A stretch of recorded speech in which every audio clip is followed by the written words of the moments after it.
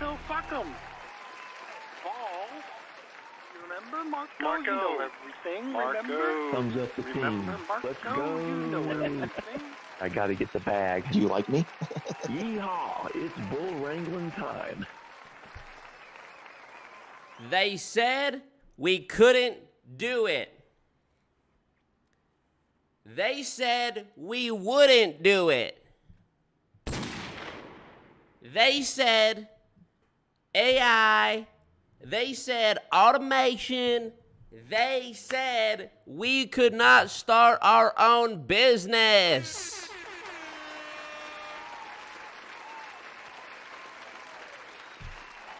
They said we could not do any of those things. But can I tell you one thing? This is America. This is America. And it is a great country, and we're going to keep it great. All right? Yeehaw, it's bull wrangling time. They wanted to steal our dreams. Here's what I want you to do today. After this life-changing event, I want you to go to that person, that friend, that relative that told you that this little pyramid thing wasn't going to work. I want you to go to them with love, and I want you to tell them, thank you. I want you to say thank you to them. Because we do not let their limiting beliefs limit our potential. Early on, nobody believed in me. You know who did? God did. One single person who was the man above. Thanks, Marco. He watched down on us. He looked out for us. When we were going through them hard times, those are the times when it's most important to keep going. How about that? When you feel like you want to quit is the most important time not to.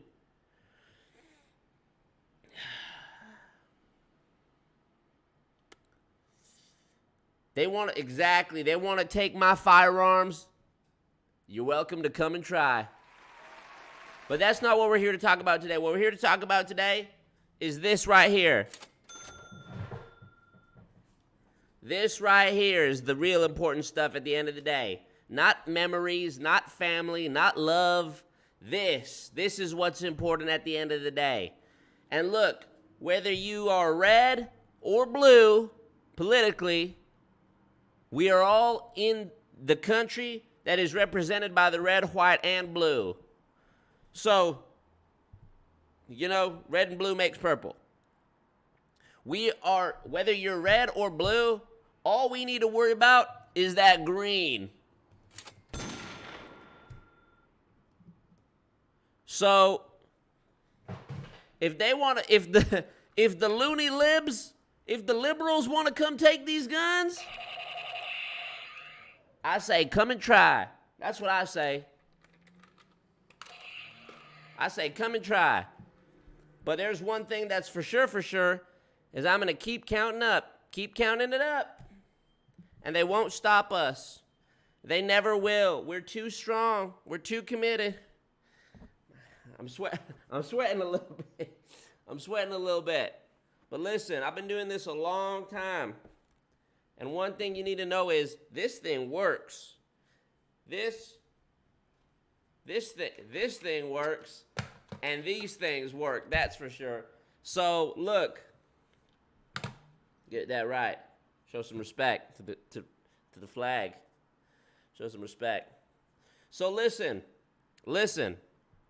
They said we couldn't start our own business. They said this little network marketing thing, they said it wasn't real. They said it wasn't legit. That's sure real. That's surreal. And basically, we're not going to let them stop us anymore. So thank you. And,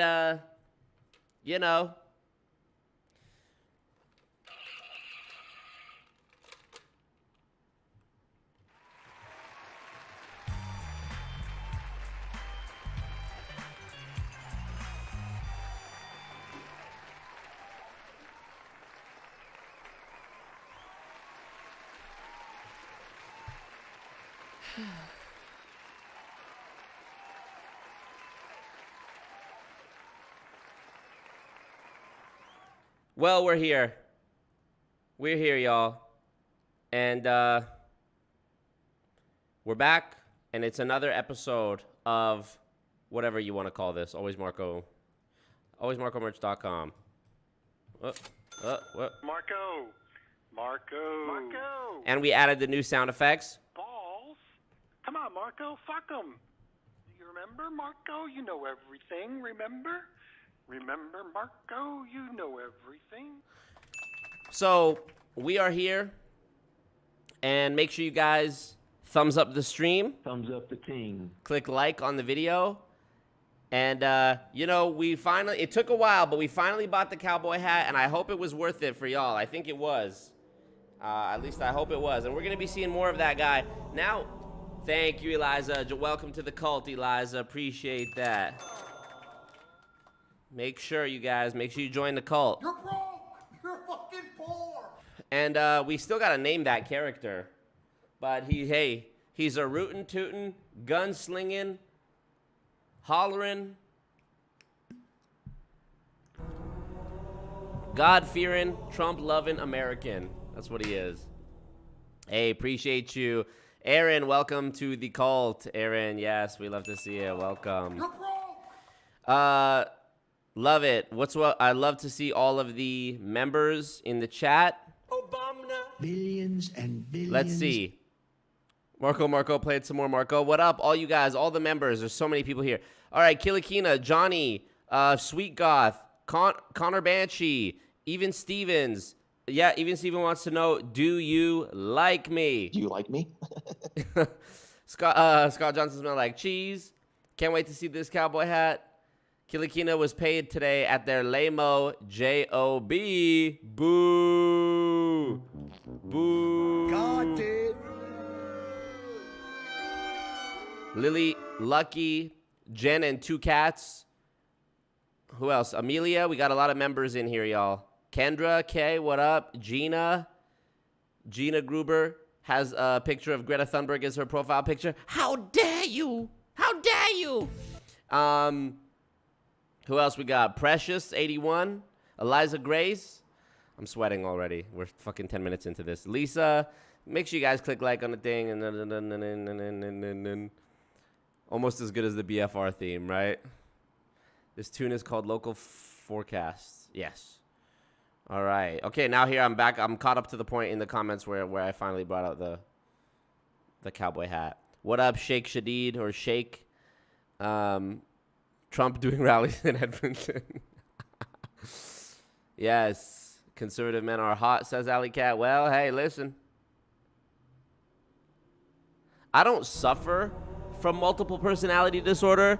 I thrive from multiple personality disorder. You're fucking poor! Thank you, Pink Pools, for joining the cult. Appreciate that. Hall Jones, what up, all you guys? Yep. All right. Let's see what else. Such inspired. Glad you guys are inspired. Voldemorty, what up? Okay, you guys. We're here. We are here. We are here. You know, this is a special stream because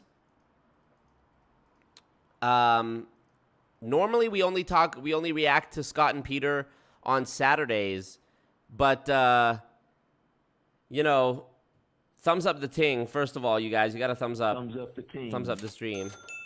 And this is a special occasion because they did another show talking about me, but it wasn't. Was it that it was not on a Saturday? They did another. Anyways, they somehow managed to squeeze in another show talking about me, and I think this is a new one, right? Let me open it. Where is it? Can somebody? I'm a professional YouTuber, y'all. I've been doing this a long time, and yet I neglected to actually have the link. I neglected to actually have the link ready before I went live, so bear with me 10 seconds here. Scott Johnson.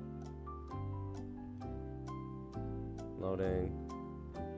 Okay, here we go. So this is the episode. The episode is called Glenn Logan Returns with Scott Johnson and Peter Mingils for Common MLM Debates. Now, I'll be honest. I don't know who the fuck Glenn Logan is. I don't know who Glenn Logan is. But it says, Glenn Logan returns with Scott and Peter, blah, blah, blah, blah, blah. So this is on Monday. They managed to do another episode talking about me, even though it was not their Saturday show. But to be fair, their last 2 episodes, they had Eliza, one of the goons, on the show. Shout out to you, Eliza. And they, I guess, are making up lost Marco time. So, let's see. New drops are sick. Thank you. What is the origin of thumbs up the ting? I used to always say thumbs up the ting, and then Scott on their show impersonated me saying thumbs up the ting. And now it's a thing. So, oh, that's your pic from 8 years ago? My bad. I thought that was a picture of Greta Thunberg. Ah, fuck. Hold up, Gina. Oh, fuck. You know what it is, Gina? I just opened your page in another channel, and you actually don't look like Greta Thunberg, but from where I'm sitting, my monitor is over there, and your profile picture is so small that I thought it was Greta Thunberg, so I'm an idiot. But here's the tricky thing. It says reminder, Monday at 6:30, so it looks like this hasn't even happened yet. So does somebody have a link for this, bro? Wow. My entire plan for the stream is sort of just melted away because that link doesn't actually work. Huh. Oops. Oopsies. Let me fucking go to the original site. Let me see. Hold on, guys. Let me go. Let's find it together. Let's find it together. Here we go, Scott. Oh no, it wouldn't have been on Scott Johnson's radio show, right? How would I find it?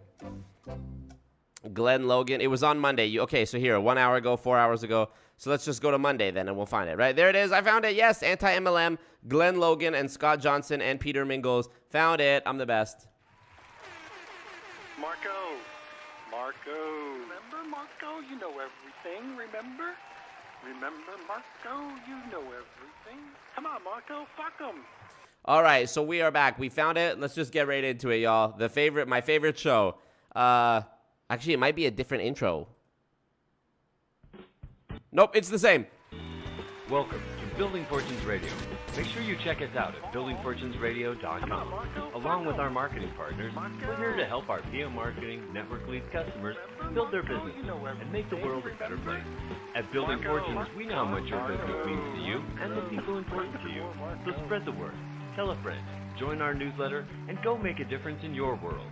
Now on to our show with your host, Peter Mingils. Oh, wait, I got to get the BFR Bingo signed up. BFR Bingo. Here it is. Let's get the BFR Bingo opened up and really settle into this. And I got to aim my fan at me more. Here, let's play this. So for those people listening in, my name is Peter Mingils. We are here on Building Fortunes Radio. It's www.buildingfortunesradio.com. And we usually do our radio shows with Scott Johnson. This is actually his... By the way, just one last time. You guys, there's 130 watching and only 80 likes. So please thumbs up the ting. Show on Saturdays at 8:30 p.m. Eastern Time, 7:30 p.m. Central Time. And for many people, that's a great time for them to listen in live if they want to. But you can always listen to the recordings if you want to by going to buildingfortunesradio.com/Scott-Johnson. Sometimes we have international callers, and that 8:30 p.m. Eastern Time on a Saturday just doesn't work for their schedule. So this is a special... Dude, I would love if there was in Grand Theft Auto 6, I would love if there was a Building Fortunes radio station in GTA 6. That'd be amazing. I hope you don't mind. I'm just going to wear the cowboy hat for the rest of the thing. Yeehaw, I take responsibility. Wow, Eliza, thank you for gifting memberships. Appreciate that, Eliza. You're fucking poor. Why not review? Congrats, you got a membership. We love to see it. All right, so yeah, we're going to let this run. And I also have a question that I would like to challenge Scott Johnson to answer on the next episode on Saturday. Scott, explain to me how Peter's tools business is not a... Sorry. Rewind. Scott, please explain to me how Peter's leads business, where he sells people's information so that you can prospect them into your MLM. Tell me how that is not a tool scam or an element of the tool scam. I'm sure that when you were in Amway, there was similar things that were available for purchase. So I'm very curious to know. Please explain to me how lead generation for money is not a tool scam. Let's continue. Weekday edition for Scott Johnson. Scott's going to introduce a guest in just a second. But if you're listening in and you missed this one, say, where was this one? We actually did this on a Monday night at 8:30 p.m. Eastern instead of Saturday, but it'll still be listed on Scott's radio show. So we are here using this as a platform. And Scott Johnson, thanks for being here. It's a little bit of an abbreviated radio show because we have to make time for the other radio shows that we do here on Building. Sanjila says, thanks for playing their intro. I forgot I needed to sign up for their newsletter. So true. Time for the 10-minute history. I love that you guys just know this now. Radio. So Scott, let's have at it and get right to it. Yeah. Hey, Peter, sounds good. Yeah, thanks for doing this for us, a special time, because we have a great guest from down under. We've had him on, I think, 3 or 4 times maybe. Glenn Logan is his name, and he's in Australia, so it's a really different time. I think it's, right here I'm in the Central Time Zone at 7:38 p.m. on Monday. I believe it's 10:38 a.m. on Tuesday where Glenn is. So, Glenn, welcome to the show, and we're going to let you drive the agenda and the topics, and you can rip right into it if you'd like. Go right ahead. Yeah, guys, I've been watching with really keen interest the ongoing battle between you and Marco. Now, I'm a person who... Who the fuck is this guy? Who the fuck is that guy? Who is Glenn Logan? Glenn Logan says that he's been watching the battle between... Building Fortunes Radio and Always Marco. I guess that's why they made a special, they moved some things around to be able to do a special Monday night stream with Glenn Logan. But who the fuck is Glenn Logan? All right, let's figure it out. I'm a massive fan of Marco, but I'm also a fan of you guys. Having said that... What? You're a massive fan of... Did I hear that right? You're a massive fan of Marco, but also a massive fan of them? How? And you can rip right into it if you'd like. Go right ahead. Yeah, guys, I've been watching with really keen interest the ongoing battle between you and Marco. Now, I'm a person who is a massive fan of Marco, but I'm also a fan of you guys. Having said that, anyone who's listened to our discussions in the past would know that we agree on most things. We probably agree on 90% of things, but there's probably that 10% that we disagree on. And I think it's a real tragedy that you and Marco are having this battle when there's so much that you guys agree with. And I think that you together could both, set back the MLM industry. I think the Amway Corporation in particular, the Amway Corporation made a decision to not allow its distributors to get onto social media, not allow them onto YouTube. Now, they've done that for a very good reason. That is to stop people like Marco from knowing about them and therefore reporting on them. If you have a look at all the big anti-MLMers, they very rarely talk about Amway, even though Amway is an MLM company with the most victims. If you look at the number of people that have been victimized over the last 50 years, Amway has got the lion's share. That's true. But if you were new to the anti-MLM community, you would not even know about Amway because they just don't talk about them. Now, my experience also with Marco is I'm a person that was actually blocked from Marco's channel. Who the fuck is this guy? Who is this guy? You're blocked? All right, Glenn, we're going to see how this goes. And depending on how this goes, you may become unblocked from my channel. But I'm sure you could email me anyways. I don't know. Let's see what happened. Now, there's a guy by the name of Tim Sales who is one of the greatest con artists in the world today. This is a man that sells motivational talks and mentorship for, wannabe MLM millionaires. Now, there's a guy by the name of Spencer Cornelia who has made some brilliant takedowns of MLMs. And then out of the blue, he gets on with, so Tim Sales goes on with Spencer.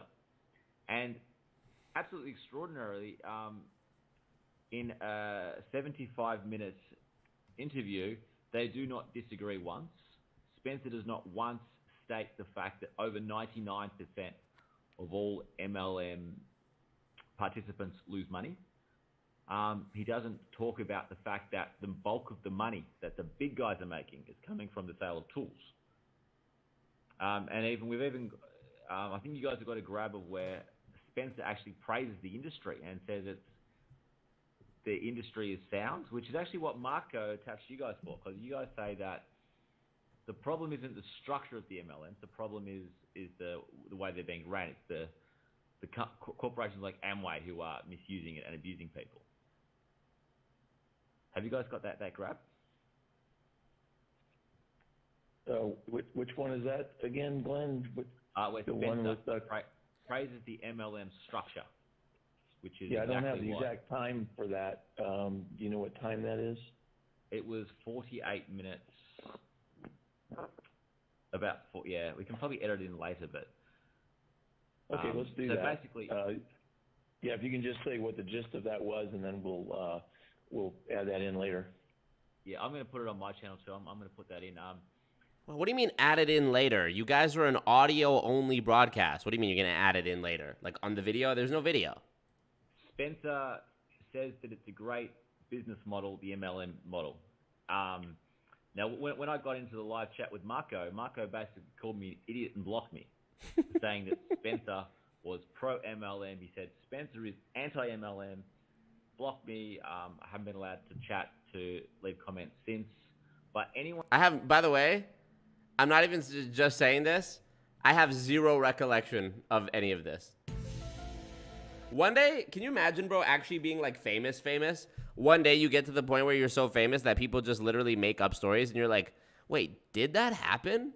And you like don't even know the person. When you watch that interview, you can see that. No, I think there's a reason why Marco's never been able to get an interview with Tim Sales, because Tim Sales would be torn to shreds by Marco. Marco would talk about the fact that over 99% of people lose money. I appreciate that, Glenn, but I know very little about Tim Sales, except that he's an MLM guy, and I've never tried to debate him. And from that, there really is no comeback.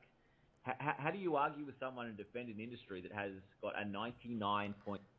Hey, Glenn, I don't know why you say you're blocked on my channel. I'm agreeing with everything you're saying so far. Big shout out so far. You're coming, 6 minutes into the episode, you're already spitting that hot fire. Usually by this point in the episode, Peter hasn't even finished recapping the origins of BFR. So this is beautiful. So, let's see where this goes. It's interesting. 0.7% loss rate. There's no other industry in any other form of business that has a 99.7% loss rate. So true. So Tim Sales, I think when I was Spencer, knowing that he was going to get a very soft interview, and I've got no doubt that the questions were all negotiated before he went on. But my point about Marco is he didn't take the time to look at what I was saying. He just dismissed me as an idiot and blocked me. Well, I have done that. Anyone who sees that interview in full will say, well, what is... By the way, can I show you this other fucking Trump thing that I have? Hey, liberals. So many liberals, frankly. We're going to build the wall on the southern border, the beautiful southern border.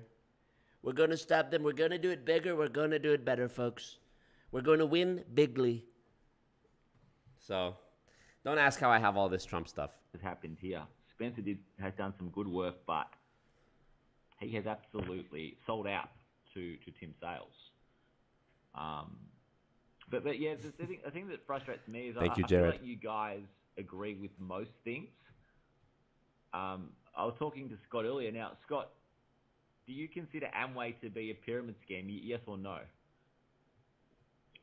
Yes, I do. Okay, well, there you go. So Marco has been sort of almost raging about the fact that Scott Johnson is pro-MLM. He won't give an answer to, is Amway a pyramid scheme?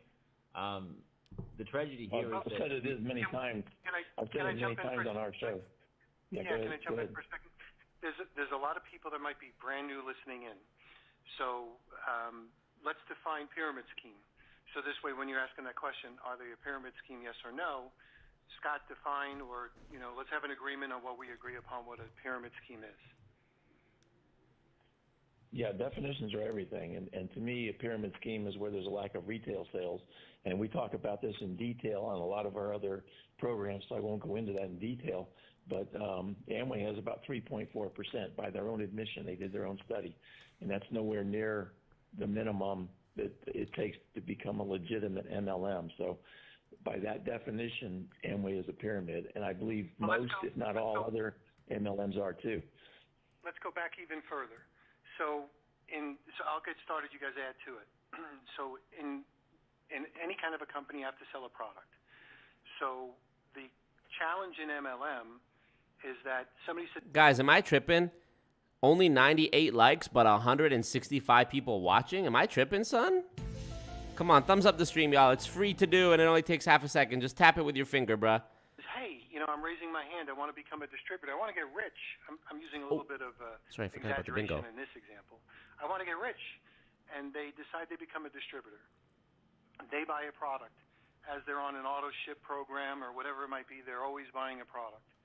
And the concept behind a pyramid is that if you only have people like that, remember this is a little bit of an exaggeration just for simplicity purposes for the newest person here. If the concept is distributors buying because they all want to get rich and they're buying. By the way, you guys can follow along on the bingo.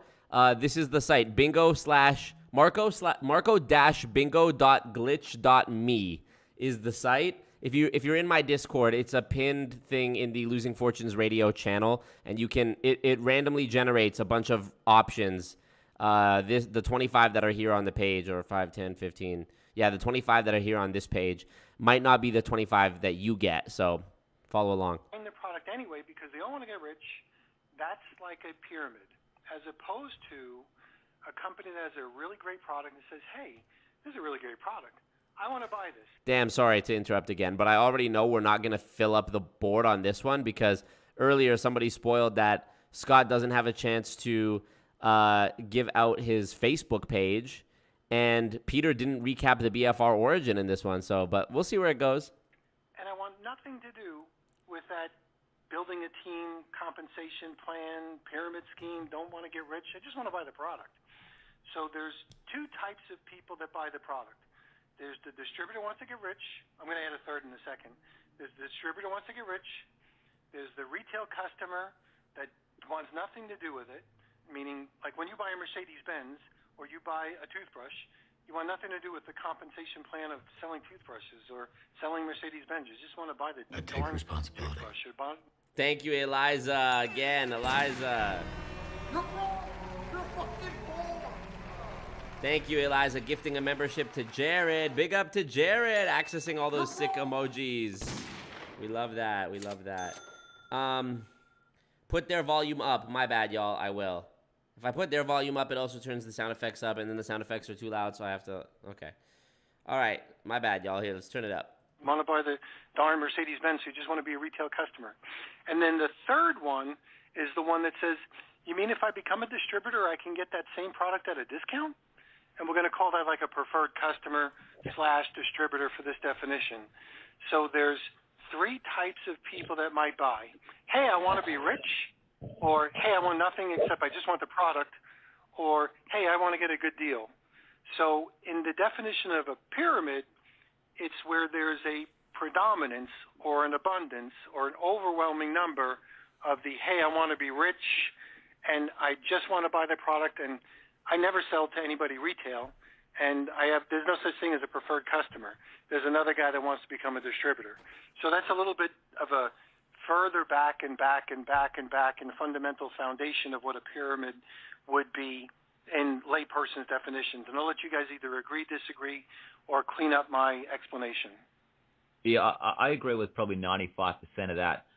The one thing I disagree with is that the idea of people are joining to get a discount.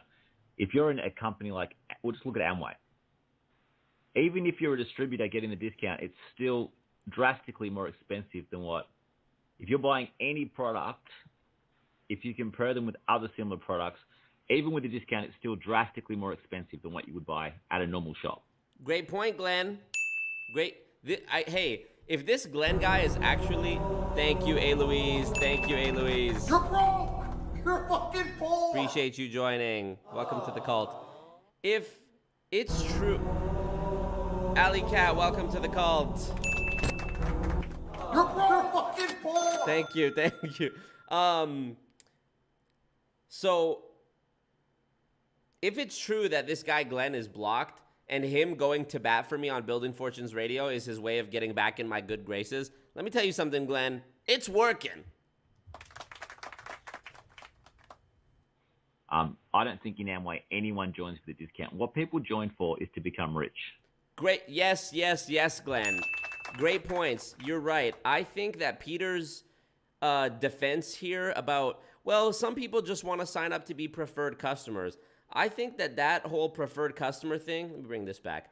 The whole preferred customer thing is absolute hogwash, nonsense, flim-flam, poppycock, jibber-jabber, hullabaloo. It's not true. People are recruited into any MLM, at least in my experience. People are recruited into MLMs because of the promise of getting rich, not because they are going to get some product for cheaper than they might get it elsewhere, which also isn't true. And also, even if it was true that you were going to sign up for, let's say, Amway and become a preferred customer to get the product for cheaper, well, then now this sort of falls back onto the assertion that it is direct sales. Whether somebody was getting a discount or not, it's well established that direct selling is an extinct business model. It doesn't exist anymore, just like Blockbuster is not the norm anymore for how you watch a movie. Door-to-door salesmen going around selling encyclopedias and Bibles and dish soap and whatever it is. Literally think of anything. We have Amazon. So even if you say, Peter, listen to what I'm saying. I know this is long-winded, so it's, your brain is being confused. But I'll simplify it like this. I don't know if y'all can hear that thunder. I'm a cowboy. So, Peter, even if in order for me to consider what you're saying as valid, that some people just sign up to become a preferred customer, well then, a preferred customer of what? Of a direct selling thing. Thank you, Scott Schaefer. Appreciate you. Yeehaw! Okay, people are signing up to become a preferred customer of a direct sales model. But the problem with that is direct sales is basically dead, and it's not true that you're going to get a competitive product for a cheaper price. Like Glenn says here, I don't know if Glenn is watching this right now, but like Glenn says here, even the discounted MLM products are more expensive than the products that you're already used to from Target, Walmart, Amazon, whatever. So let's keep going and see what happens.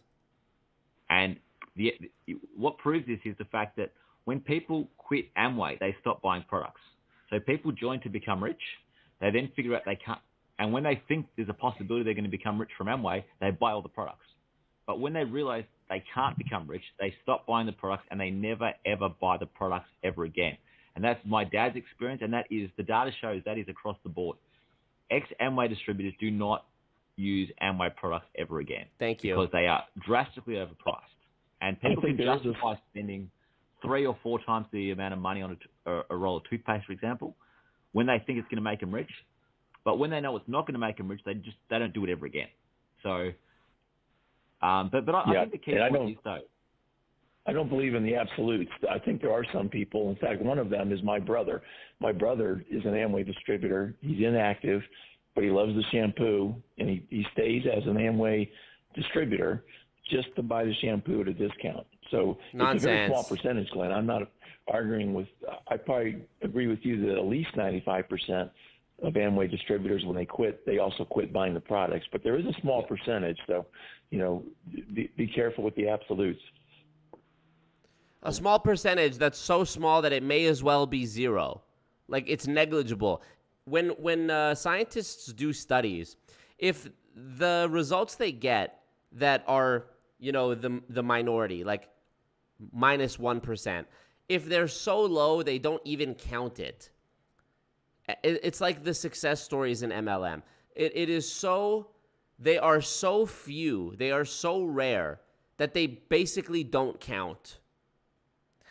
And for Scott to try to use this to once again as his way of weaseling out of the question and not answering is just such pussy shit. It's like when on the last episode with Eliza asks, Scott, you called me a bitch or whatever you said about me. Do you change your mind now about it? And instead of actually answering the question about whether his stance on Eliza has changed, on her being an idiot or whatever, he didn't actually answer. All he goes in to say is that, well, the only reason I did that is because you said this. Bro, what the fuck? Well, 95%. If you sponsor 100 people and 95 quit. Okay, I'm sorry, Glenn, go ahead. If we use that 5%, let's say you're really, really, really good. Like my dad's been in this thing for 23 years, and he has sponsored 29 people. Let's say you're way better than what my dad was. Let's say you sponsor 100 people. If 99.7% quit, which is it's actually more, that's people. Let's just say 99.7% quit, and then only 5% of the people left buy products. You got no business. So when you get in, they say that you do the work once, and then you don't have to do anything ever again because they tell it like you sign these people up and they buy products forever. Not reality. The data shows that 99.something% of people are going to quit. And then if we're only going to get 5% of the people who quit buying products, you're going to have virtually no business at all.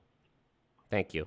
And it's actually more than 99.7 if you look at multiple years, right? If you start accumulating multiple years. Yeah. I'm going to agree with Scott Johnson on that. That's true. The 99.7% failure rate, 99.7, 99.9, 99 is very, very, very misunderstood. It is technically incorrect when you say that 99.9% of people in MLMs lose. That is very generous because that only is looking at one calendar year, okay? In one calendar year, 99% will lose. In year 2, most of those 99 are not going to stick around to lose more money because people need to eat. So they don't stay pursuing the opportunity that hasn't paid them for the past year or however many months of the first calendar year that they've been in it. So they leave and are replaced. This new herd, 99% of them will also lose. So if you extrapolate the numbers over the course of multiple years, the success number becomes so ever increasingly small that, again, it's negligible. It's just such an obvious scam, but, we are where we are in history. Yeah. So even if you're fantastic at recruiting, even if you recruit 400 people, over 99% are going to quit.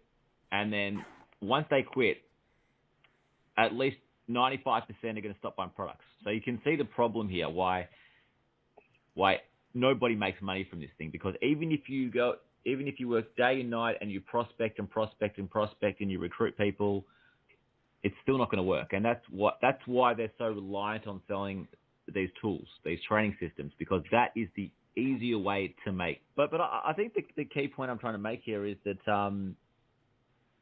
we all agree that Amway is a pyramid scheme. We disagree on why it's a pyramid scheme, but I don't really think it matters. If you want to convince somebody not to join Amway, I think that the key thing you've got to do is you've got to show them the data and the evidence that over 99% of people are losing money. And you will not find another industry where over 99% of people are losing money. If there was a hamburger chain where 99% of franchisees lost money and you told somebody that, they wouldn't buy it. It's a very easy sell. So I feel like this arguing, bickering about why it's a pyramid scheme and, arguing over the definitions, it's a bit counterproductive. I think the key point we all need to be saying is, here's the evidence, here's the data, 99.7% of people lose money. That's it. And if you tell an 18-year-old that, and if they know that, they won't join. Maybe the odd one might want to know exactly why they don't make money, but most of them say, all right, 99.7% lose money. That's a bad investment. I'm not going to do it.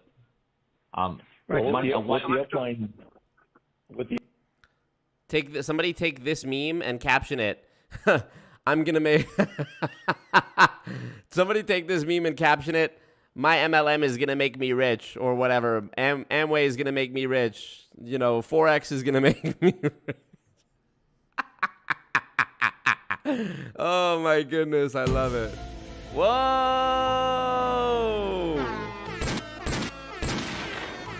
Eliza dropping a big membership bomb. You're broke. You're fucking poor. Eliza, 5 memberships. Who got them? Beyond, Alexis, Lisa Marie, Crystal Allen, and Kat the Barber. Yee to the haw. Yeehaw. Congratulations, you guys, on getting memberships. That's amazing. Pretty soon, the whole chat is going to be blue and green.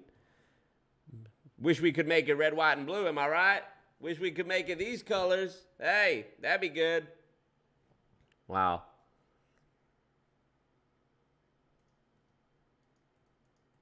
There's a guy that teaches bootstrapping to MLMs and how to choose products for them. Wow, insane.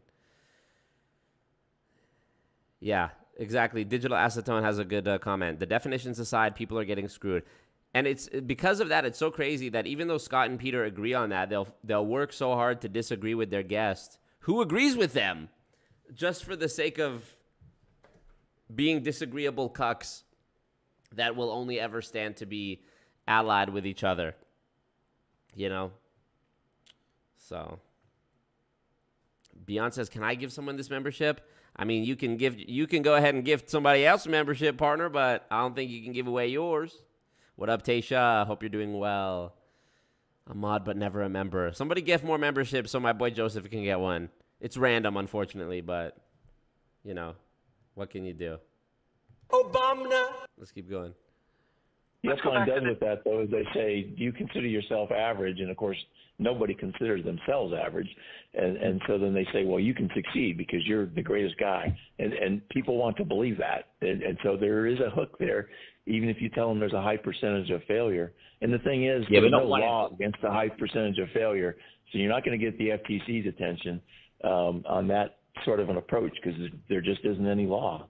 You know, 99.7% of young football players don't make it in the big leagues. You know, but people don't play football to become professional players. Most people play football. So this is the difference. This is why football clubs are not deceiving people. That if a football club were to say, if you were a junior running a football academy and you were saying, if you work hard, I guarantee you're going to play football at the top level, that would be wrong. But if you say, I can coach you, but there's, 99.7% of footballers don't make it, that's fair. Exactly. Thank you, Glenn. Whoever you are, thank you for saying that. That is Light up that thumb. Hey, Johnny Azul. Thank you, Johnny. Thank you, Johnny. Appreciate you. Yes, light up that thumb, y'all. In other words, thumbs up the team. Yes. Yeah, great point. A lot of the fraudulent element of MLM breaks down to what are people promised versus what do they receive. And what all of them are promised is financial freedom, time freedom, your life changing, dreams coming true, and blah, blah, blah, blah, blah. Valerie, appreciate that comment, Valerie. She says, been going through a rough time and have been re-listening to old Marco streams the past few days, and they bring me so much joy. Valerie, that really means a lot to me. Thank you for saying that. Really makes me happy when people find enjoyment in this content. So thank you, and hoping that your rough times become happy times very soon. All right, let's continue on. Glenn is bodying this shit, by the way. Glenn is bodying this shit right now, so keep it up, Glenn. But what Amway's doing is that they're saying that if you do what I tell you to do, I guarantee you. And they're saying it's impossible to fail. Yes, that is what they say. They say the system works, you don't work. They say follow me, and I promise you, I guarantee it. Your dreams will come true. Maybe you didn't follow the right system. I have a friend who signed up for the gym, but he's still fat. Does that mean the gym don't work? Nah, it's because he didn't do what he needed to. And when it comes to this business, you've seen me do what I need to do. You've seen the cars and the money and the guns. You know it works. You know it works. I'm living proof.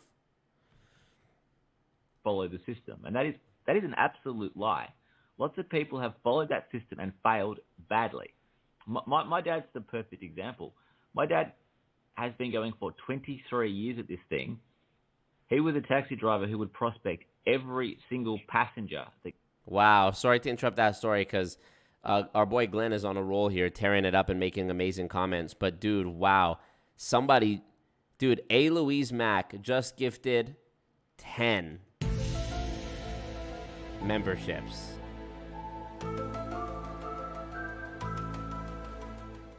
That's amazing. That's huge. A. Louise Mack. I'm waiting for the notification to pop up any second here. Any second now. What up, Ronald? Appreciate that. Any second now. It's going to pop up at any moment, I swear. Yes, Lenny G says, turn on the option to accept gifts in settings on your YouTube channel. Yes, yes. Any second now, A. Louise Max notification is going to pop up. It's such a huge, generous gift that YouTube is taking time to process it. Lenny G was gifted. Living Like Lalo. There it is. You're wrong! You're fucking poor! Lenny G, Living Like Lalo. Year Vlogs, what up? Just here to see Marco finally in a cowboy hat. Yep.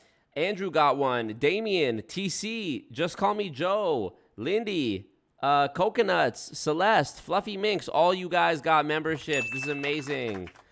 What up, Anna Marie as well? Aw, she says it's comforting watching Marco. Thank you. Yeah. By the way, I've been, when I started working out 2 years ago, I was 145 pounds. I'm now 170, and the only things I've ever taken are pre-workout powder and protein powder. And today, I went and bought creatine for the first time.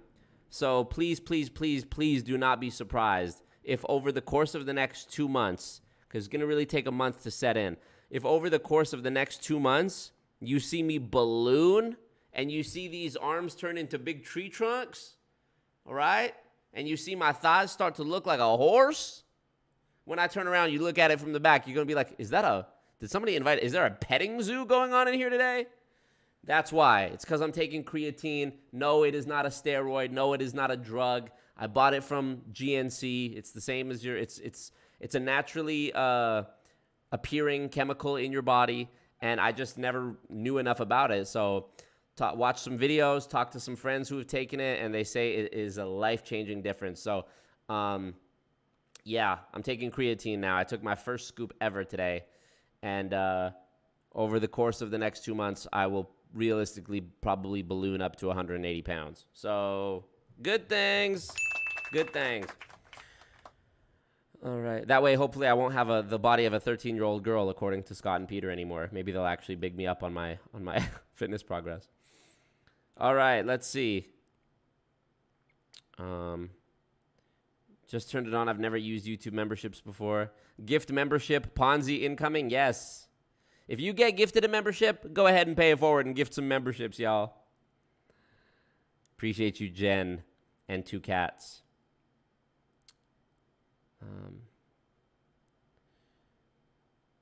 All right. Sounded louder than usual. Yeah, I turned up the thing. All right. Is that a horse in the back? Yeah. Tickets to the gun show. Muscle Bob, Marco Gaines. Andrew, I'm glad you're part of this pyramid, buddy. Yeah, I'm gonna be fucking jacked in a month. By the way, when I first got this shirt, like 2.5, 3 years ago, it had like that much room on it. Like, shit is getting tight, to be honest with you. Don't be alarmed by his gains. Yeah. Scott and Peter are going to be like, he's doing steroids. He's doing steroids, and he's a cocaine dealer, and he's using cocaine as well. It's funny, the creatine actually does sort of look like coke. Let's see. All right, let's keep going. Marco Muka Muscle. Well, I'm living like Lalo. Here we go. He got into his taxi. He listened to those tapes non-stop. He went to the meetings. He went to the functions. His whole life was Amway. He could not have worked any harder on it, and he failed. So it is absolutely a lie to say that. Guys, we're almost at 200 viewers, but only 150 likes. So thumbs up the Thumbs up the team. If you do everything that we tell you to do, it's impossible to fail. And that's why Amway is a fraud, because if they were saying, try this, there's a 1 in 300 chance you could become rich like Dexter Yeager, I wouldn't have a problem with it. But they're saying if you do what we tell you to do, you can't fail, which is an absolute 100% lie. No, I was also an Amway distributor, and I did hear those things, but I also heard, if you want a smaller business, you can do that too. So, again, this monolithic, every time, everybody. No, actually, Scott, nobody is telling small business owners that they're going to be rich as a guarantee for very little effort. Nobody. If you can find a single exception to it, then your argument falls apart. That's the problem I have with these absolutes. Is I know otherwise. You know what's an absolute, Scott? You're a fucking idiot. Know that these things are mentioned. Now, I don't know that these things are mentioned to your dad because I'm not in his group. I've never been to a meeting with, your dad's upline. So what you're saying might be exactly correct for that particular line of sponsorship. What up, Mitchell Gonzalez? He said, I miss a few months of streams and Marco now wears a cowboy hat. Yeah, welcome back, Mitchell. I hope you've been well, my brother. This is my first stream wearing a cowboy hat, but best believe it's going to get more frequent, buddy. But I can tell you, my upline, they did try to say you can, be as big as you want. But if you have smaller goals, you can do that too. So, there is a out there, if you will. God did. The big guys on stage. This is for beating you earlier in that game. Tears of joy. Buy yourself something nice. Oh, wow. So fucking rude. Thank you, Eliza. Yeah. So before the stream, I was in a Discord voice chat with some of the goons, and Eliza was generous enough to. Actually, Eliza was so rude when we were in voice chat because we played Jackbox, which is like sort of interactive arcade games you can play with each other, and I came in second behind Eliza. Now, the polite thing to do would have been to let me win because I'm the emperor of this cult, right? Marco! But she didn't. And so to pay penance for her rudeness, she donated on the stream. And that's the bare minimum. And I expect that of everybody. Here's all I've made on my MLM journey. RVP Chairman 100. Yes, thank you. Appreciate that, RVP Chairman. So dumb. All right, let's see. Here comes the Amway story again. LOL NPAZ. I can't wait to hear Scott and Peter's new insults once they can't call him a 13-year-old girl. They're going to do the same shit with me that they did to Bad Dog Sports and just, say that I chickened out or I'm a wuss or something like that, even though Bad Dog Sports is fucking ripped. But Marco won the game, changed my mind. So true. So true. Hey, Terry. What up, Terry? Are you doing the Arizona background for me? Yes, sir, Terry. And we're matching with the cowboy hats. You got one in your picture. I got one here. Terry, hope you're doing well. Hope to see you again soon, man. Terry was actually in my first ever YouTube video called Strangers Try Converting Me to Christianity. Very good video. And he was in a subsequent video as well where we built birdhouses together. So shout out to Terry. All right, let's continue this episode, what we're listening to. If you do what we tell you to do, it is impossible to fail. That being a diamond is a choice. You decide to be a diamond. If you decide to be a diamond and you follow the system, you'll become a diamond. There was another guy who said, I remember, I saw this the other day. He's saying, you need to put a date on going diamond. Just put a date on it. And it's inevitable. If you do the work, it's inevitable you'll become a diamond. And that man knows that over 99% of people not only don't make money, but lose money. Hey, Nick. What up, Nick? Good to see you, partner. Yeehaw. We're in here. Yeehaw. Love it. Love it. Love it. Love it. I got to schedule and plan some more Discord voice chat hangouts because that was fun with you guys in there. It's like a private stream. 200 people watching. We did it.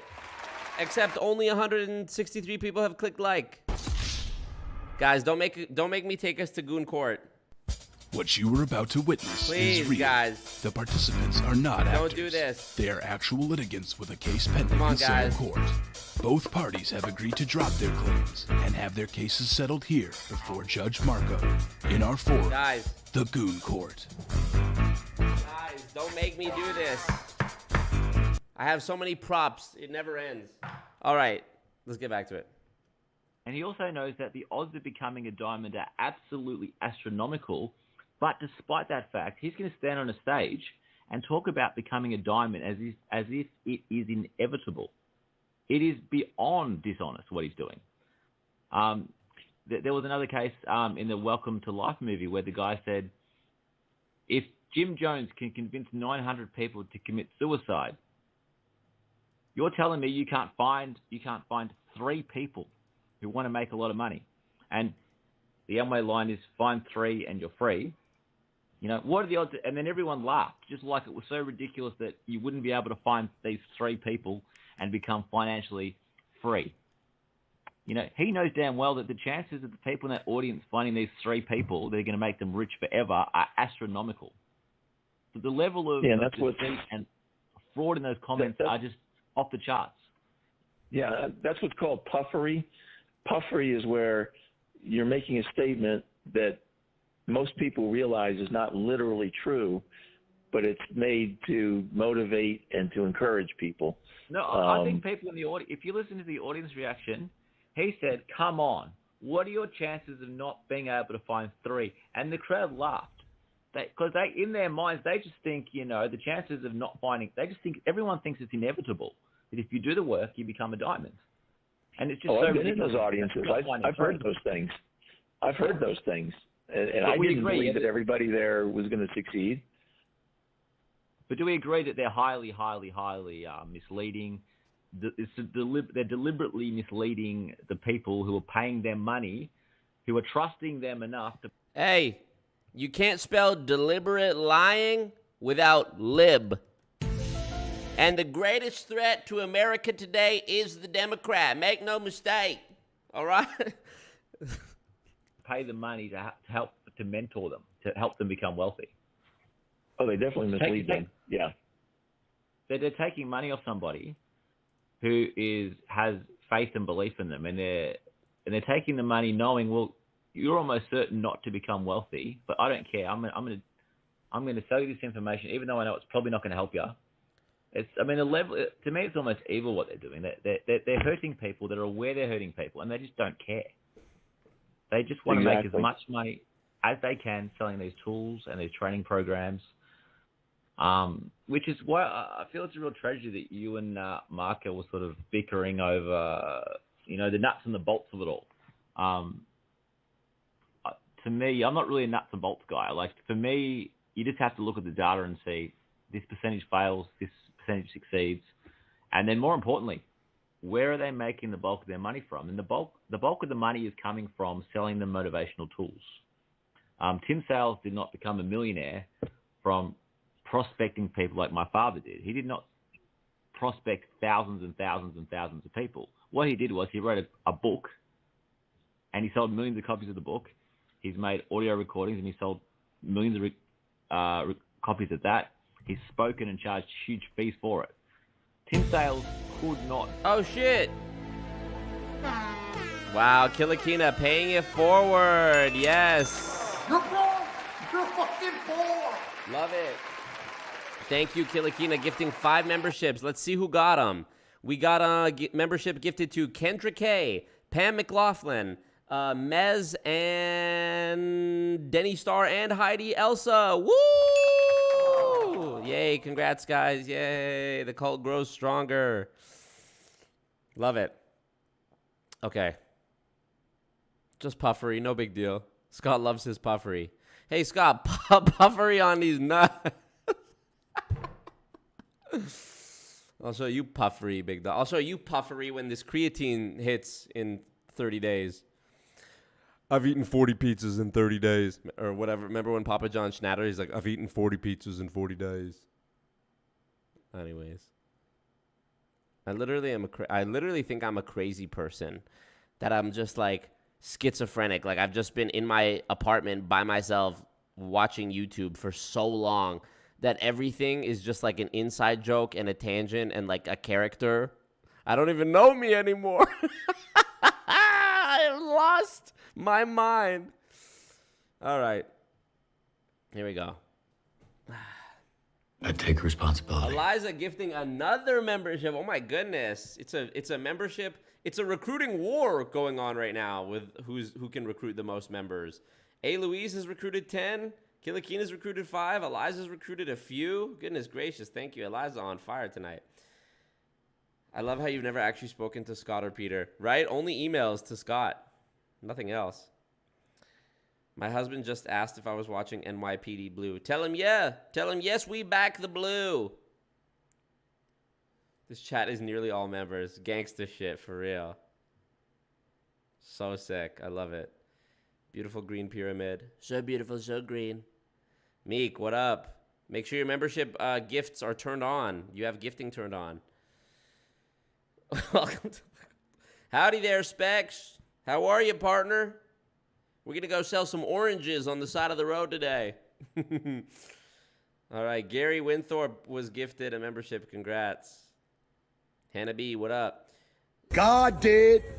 For a pair of chaps. Wow, Sugar Mama, thank you. Wow.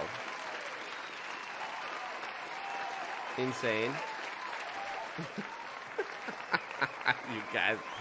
You guys are fucked. Hannah B says, yeah, sorry, Marco, the chatters are a figment of your imagination. I love it. And thank you, Sugar Mama. Let me go ahead and open the alert notifications to see who that actually was that gifted that. Sugar Mama, I think I know who it was. I was correct. Thank you very much. You know who you are. Thank you so much, for real. Straw Babies, what up, Straw Babies? Howdy, Straw Babies. Let's see what else. I'm telling y'all, I had a very good weekend. Hey, congrats, Eliza. Glad you made that money. And now you're doing the right thing by paying it forward to the cult. Thank you. Speaking of cult, Fiend Skull just became a member. You're fucking poor. Executive team leader, baby. The 5530 is taking effect here. You guys, you don't think you could recruit 3 people? Do you guys not think an investment of, how much is it to give 3 memberships? Okay, I guess 5. You guys don't think an investment of $24.95 Canadian, which is like $5 US, you don't think that's good enough to get financial freedom? Come on, guys. Wake up. Everything's a bit. That's gotten me into a lot of trouble in my life, though, the fact that everything is a bit. Johnny's in the call. You're broke. You're fucking poor. Billions and billions. Keep it going, y'all. Damn, you put on a cowboy hat. Look what happens. You put on a cowboy hat, start taking some creatine. Look what happens. Okay, yeah, Meek, it's probably already on for you. Where do you go to turn on gifts? Somebody answer Hannah B in the chat, because I actually don't even fucking know. Making money to fund the cult, changing lives out here. All right, let's keep going. Glenn is bodying shit. Do what my father did. He could not prospect thousands of people. He's done it an easier, sneakier way. And his business is not the MLM business. His business is selling false hope to people. Yeah, that's a big problem in the industry, and Yeager was the ringleader, the guy who really founded that approach in MLM. So you'll get no argument from me on that. I have documented on my websites specific examples of individuals who talked about how much money they used to make from tools in Amway. Things you won't hear while they're in, only when they get out. So I cover that pretty much every show that we do. As far as where the real money's at, it's definitely the tools. Now, I'll jump in a little bit only because I know a little bit about Tim Sales. Tim Sales didn't start out that way. Tim Sales started out as that, ex-military gentleman who worked his ass off and wound up building a new skin distributorship. So that was early Tim Sales. So I would say a lot of the things that may be disparaging about Tim are those things that are done after he became a tools guy, for lack of a better expression. So Tim was probably the young guy who just built like crazy on new skin and had levels of success. those levels of success challenged him to develop tools, which was like Brilliant Compensation, the video. And then he found, and now I'm putting words in his mouth, if you will, but he found that selling tools was a better avenue for several things. Number one, he could expand his credibility and have a wider audience for which to be able to recruit, because people would see the Brilliant Compensation video or audio or whatever presentation, and then it would just be easier for him to be able to recruit people.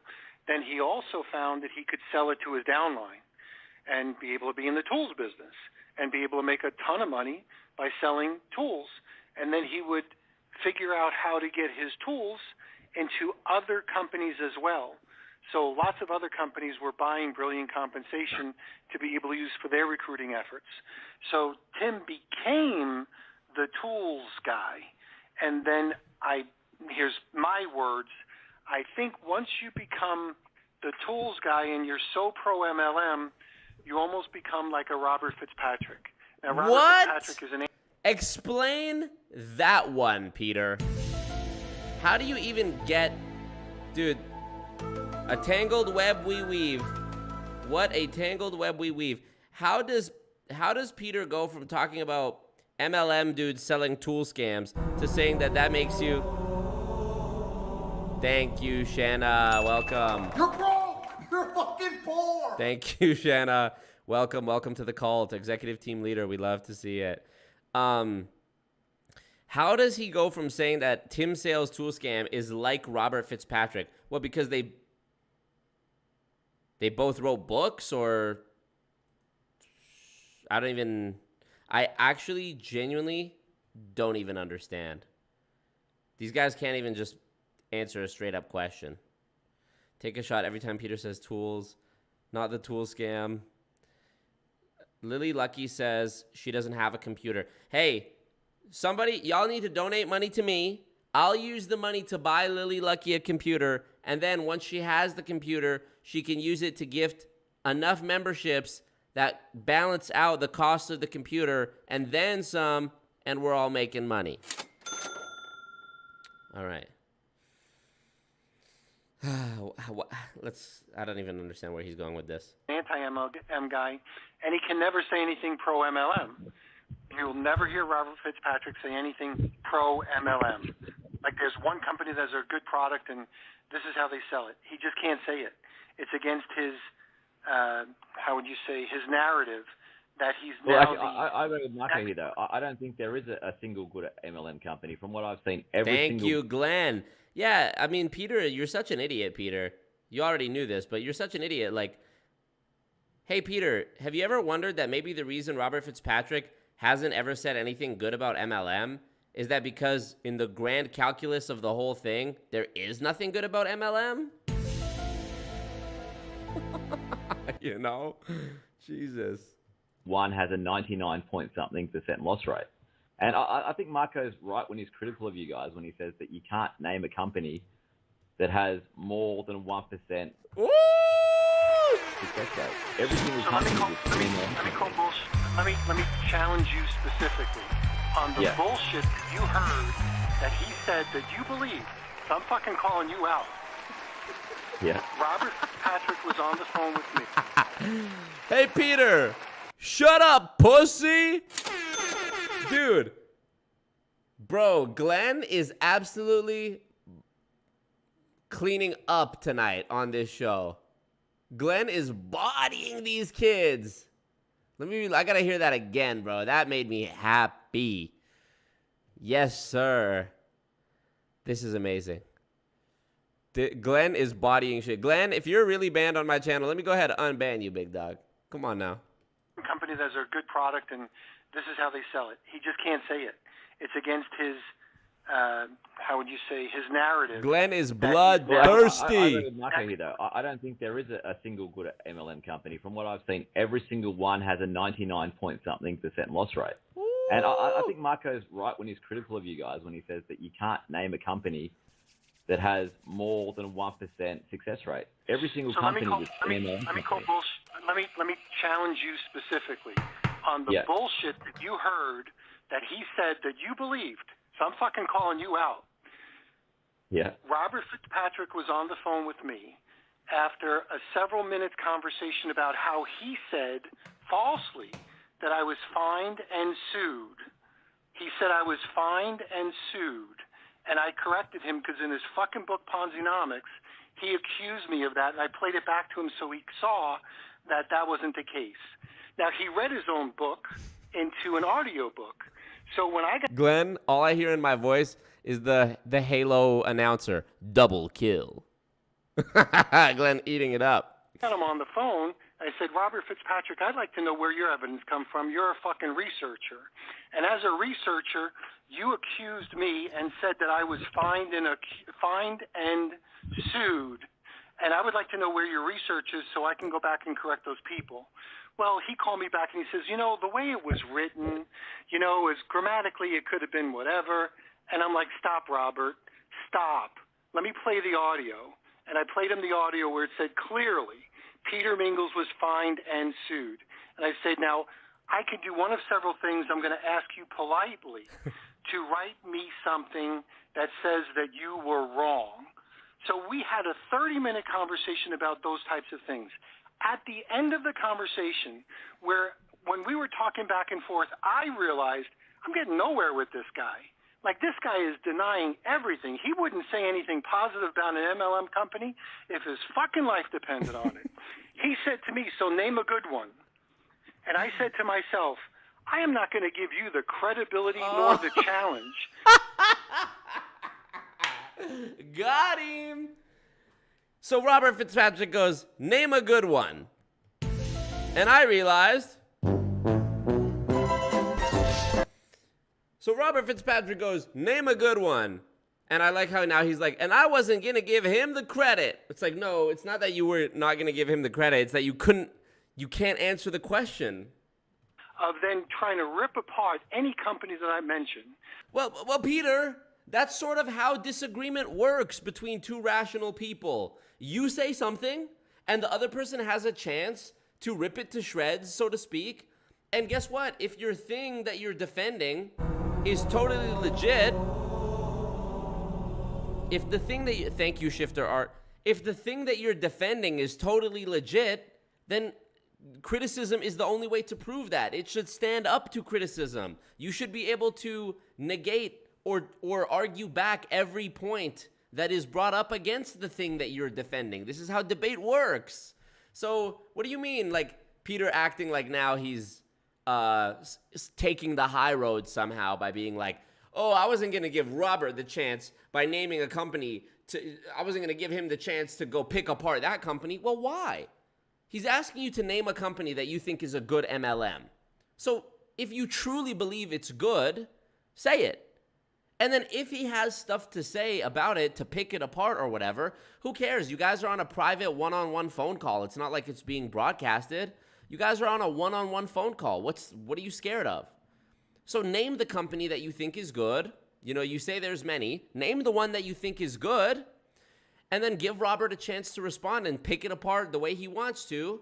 And then you'll, if you know it so well, enough to say that it's good, then surely you should be able to respond back to every point Robert makes and say, Robert, you actually don't know what you're talking about. This is wrong because of this, and that's wrong because of that.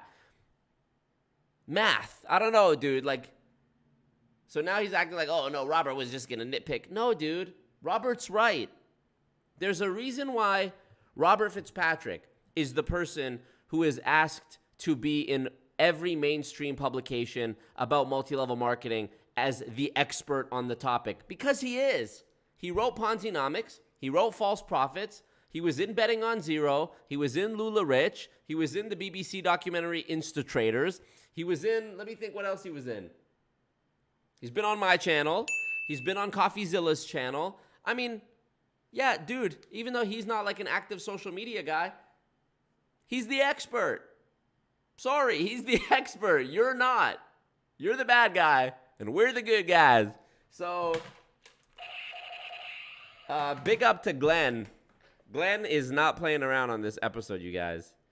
Didn't Peter say Melaleuca is a good MLM? I believe so. I believe he said that he has worked with them or works with them. Selling leads, of course, which somehow Scott Johnson, who's so against the tool scam. For some reason, Scott Johnson doesn't acknowledge that selling leads is part of the tool scam. It is a tool scam in itself. So, you know, always stupid Peter. So true. Insane. Let's see. Now you know why you guys get emails from Bill Keep that say unread. Because you guys are so dumb and so not even worth, like, conjecture. I'm amazed Robert even had the grace to take a phone call with you. And the only reason I engage in this shit is because I think it's funny and we bring them bags in. Where's the other one? I got to get the bag. And that's all it is, baby. He said to me, so name a good one. And I said to myself, I am not going to give you the credibility nor the challenge of then trying to rip apart any company that I mention. A company I work with, a company I worked with, a company I believe in. I won't give you the fucking time of day to try to tear those people down. Why? You've been talking on the phone 30 minutes already. Now, I didn't tell him that. Pussy. I just said, no, Robert, I'm not going to name one. Well, because you're a pussy. That's why. That's why. Peter the pussy. Peter Pussy Mingils. Wow, I finally have a response to always stupid Marco. Pussy Peter Mingils. PPM. Woo! Woo! What's the parts per million on the Pussy Peter Mingils? You're a pussy, Peter. Peter, I actually hope we do meet in person one day because I'm going to give you a smack on your bottom for being a bad boy. And maybe I'll bring a bar of soap with me so I can wash your mouth out with soap and spank you on the bum for being a bad boy. And we can take you into the living room or in the kitchen in front of your family and you can say what you're sorry for. Well, Robert took that conversation and mentioned it to that fucking bullshit artist, Marco. He repeated it. You fucking believe it. So that's wrong. I'm asking you now. What do you mean? Wait. MLM company on planet Wait. Stop everything. So let me get this straight from what we just listened to. So Peter retells a story. Peter tells a story about Robert Fitzpatrick calling him on the phone. Sorry, he gets on the phone with Robert Fitzpatrick. So presumably he called Robert. They're talking for 30 minutes about what he said in Ponzinomics about Peter, and then they start talking about how Robert doesn't believe there's a good MLM, and so Robert asks Peter Mingils, name a good MLM, and Peter says, no, I'm not going to name you one, or he can't name one. And then Robert and I, the next time we spoke on the phone, Robert actually called me to clear up the interpretation of the book where Peter Mingils' name is mentioned. And I relayed that on my stream exactly as Peter told it. Like me and Peter's retelling of the story was exactly the same. And now Peter's saying the issue that he had was with me retelling it. Well, why would you have an issue with that when I told the truth? I didn't embellish it. I told it the same way you just told it. So what the fuck are you doing? What are you doing? Goodness gracious, you cannot make this shit up, bro. A lot of horsing around going on. Marco looking like Doug Dimmadome. Thank you. Appreciate that. Marco's channel is a good pyramid scheme. Peter is a tool. So true. So true. The mental gymnastics is absolutely, I can't believe you've done this. Levels of insane. Daisy B. Membership for the poor. Membership for the poor. I gotta add. Hey, Beyond. Add this to the Building Fortunes Radio bingo list. Peter says fuck or some variation of it. Postmenopausal Peter.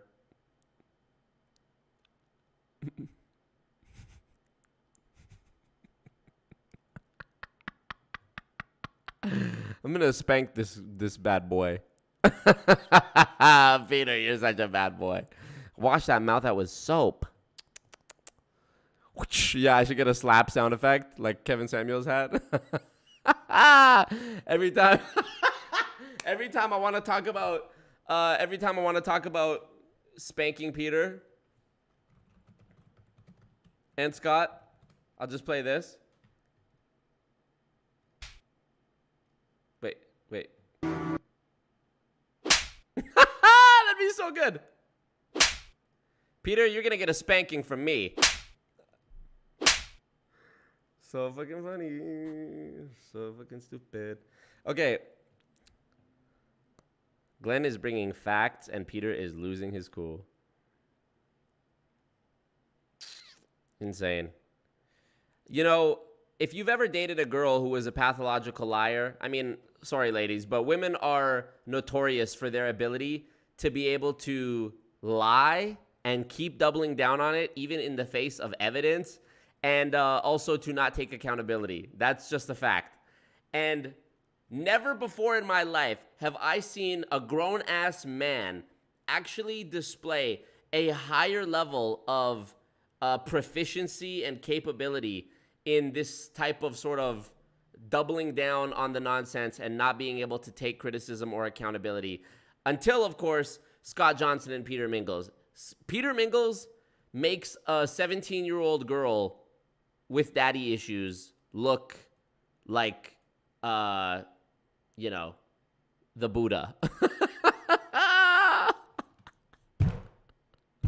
Let's keep going. Now, I didn't tell him that.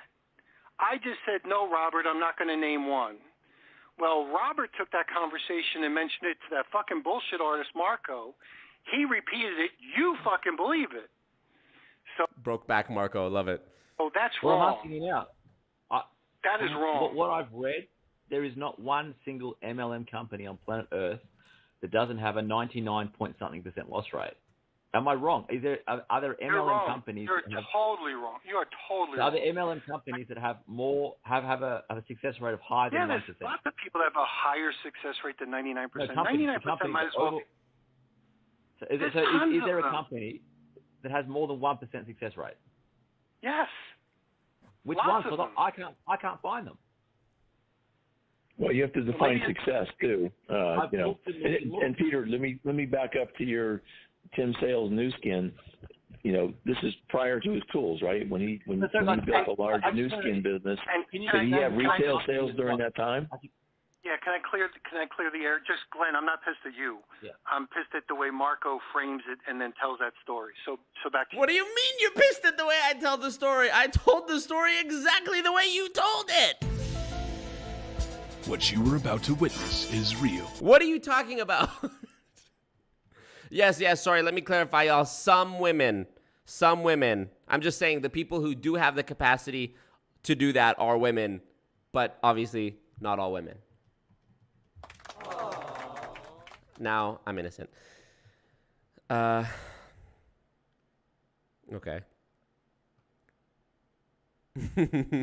What a day. What a day. All right. Peter is salty. There's tons. Yeah, literally. Exactly, Andrew. Hey, Peter, there's tons of legitimate MLMs. There's tons of MLMs where the success rate is way, way higher than 1%. Hey, Peter, name one.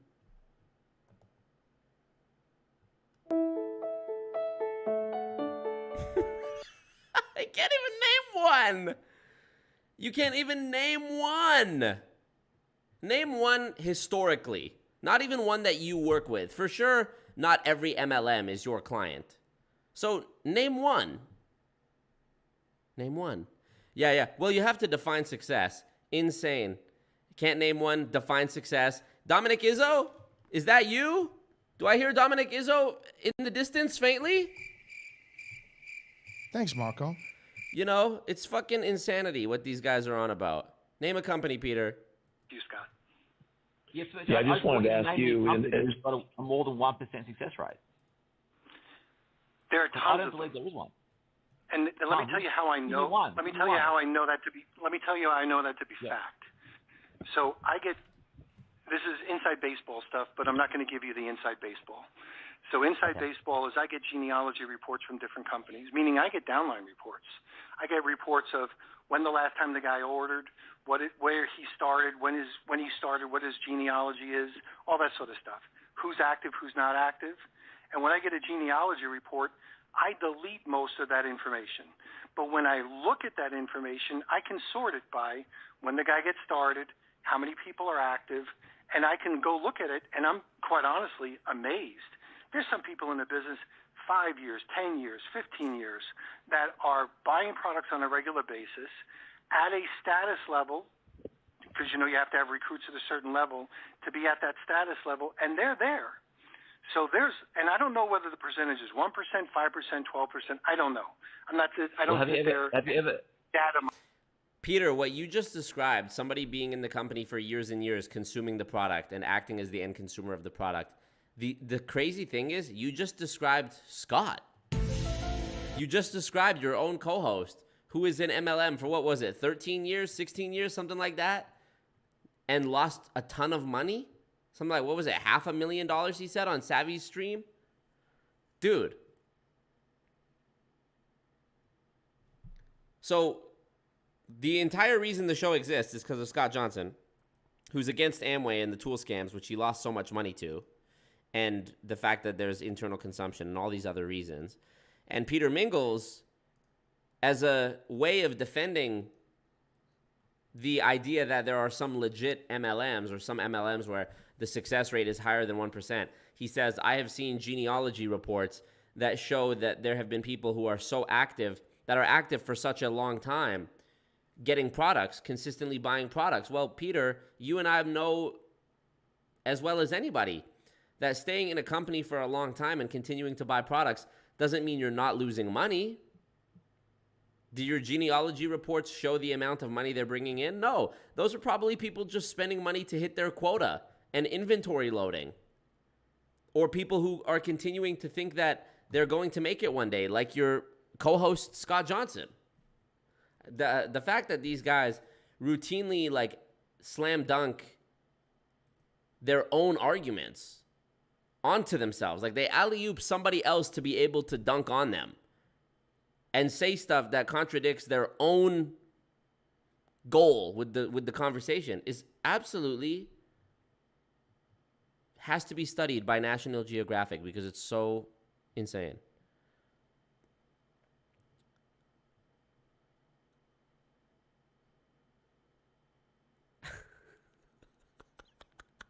Your guys' comments fucking kill me. Glenn, send me an email, bro. I don't know why you said you're banned on my channel. Maybe you are, but I hereby vow to unban Glenn. You bodied it, bro. This is what I wanted from Eliza going on there. No disrespect to Eliza. Your appearances served their own purpose. But this is the shit I really wanted to fucking see. Was somebody going on there and slapping him. And that's what's happening. And Peter's pissed. And you fucking believed it. Well, yeah, he believed my retelling of the story, which happened to match exactly your story, your retelling of the story. So what do you mean you're mad he believed it? It was the truth. You're mad he believed the truth. Okay, got it. I love it. What a great life. What a great day. I think, Sweet Goth, in this context, genealogy means who recruited who, the family tree, so to speak, of uplines, not their actual familial genealogy. Who's paying these clowns to defend unnamed MLMs? Nobody. Scott Johnson is paying Peter to host the Scott Johnson Show on Building Fortunes Radio, and nobody listens to it except us. So no money is being brought in. Is there even ads on this page? There's not even ads. Okay, all good. He said he deleted it. What did he delete? What did he delete? NPAS says, I was amazed and impressed that Scott was in Amway for 12 years and lost $500,000, right? This is the same as if you were 65 and recording a show where each week you were still debating about Air Jordans or something. Just retire. So funny. Define success. Okay, I'll give you the same out, Scott and Peter, that I gave to Dominic Izzo when I debated him. I'm not a loser. The answer that I gave him was not losing money. Also, Gary Kornegay, when I did my debate with Gary Kornegay from Primerica, go watch that video on my channel. That's like approaching 80,000 views, I think. Gary Kornegay said, well, you know, I've gone to movies where I didn't like the movie, and so I lost the money on that movie. No, Gary, that's not the same. You didn't lose money going to the movie. You spent your money on the movie. Maybe you hoped it would be good, but not every movie is going to be good. This is just a fact of life. You were not deceived in some way. Of course, during the debate, if you see, he tries to say every movie advertises that they're the biggest blockbuster and blah, blah, blah.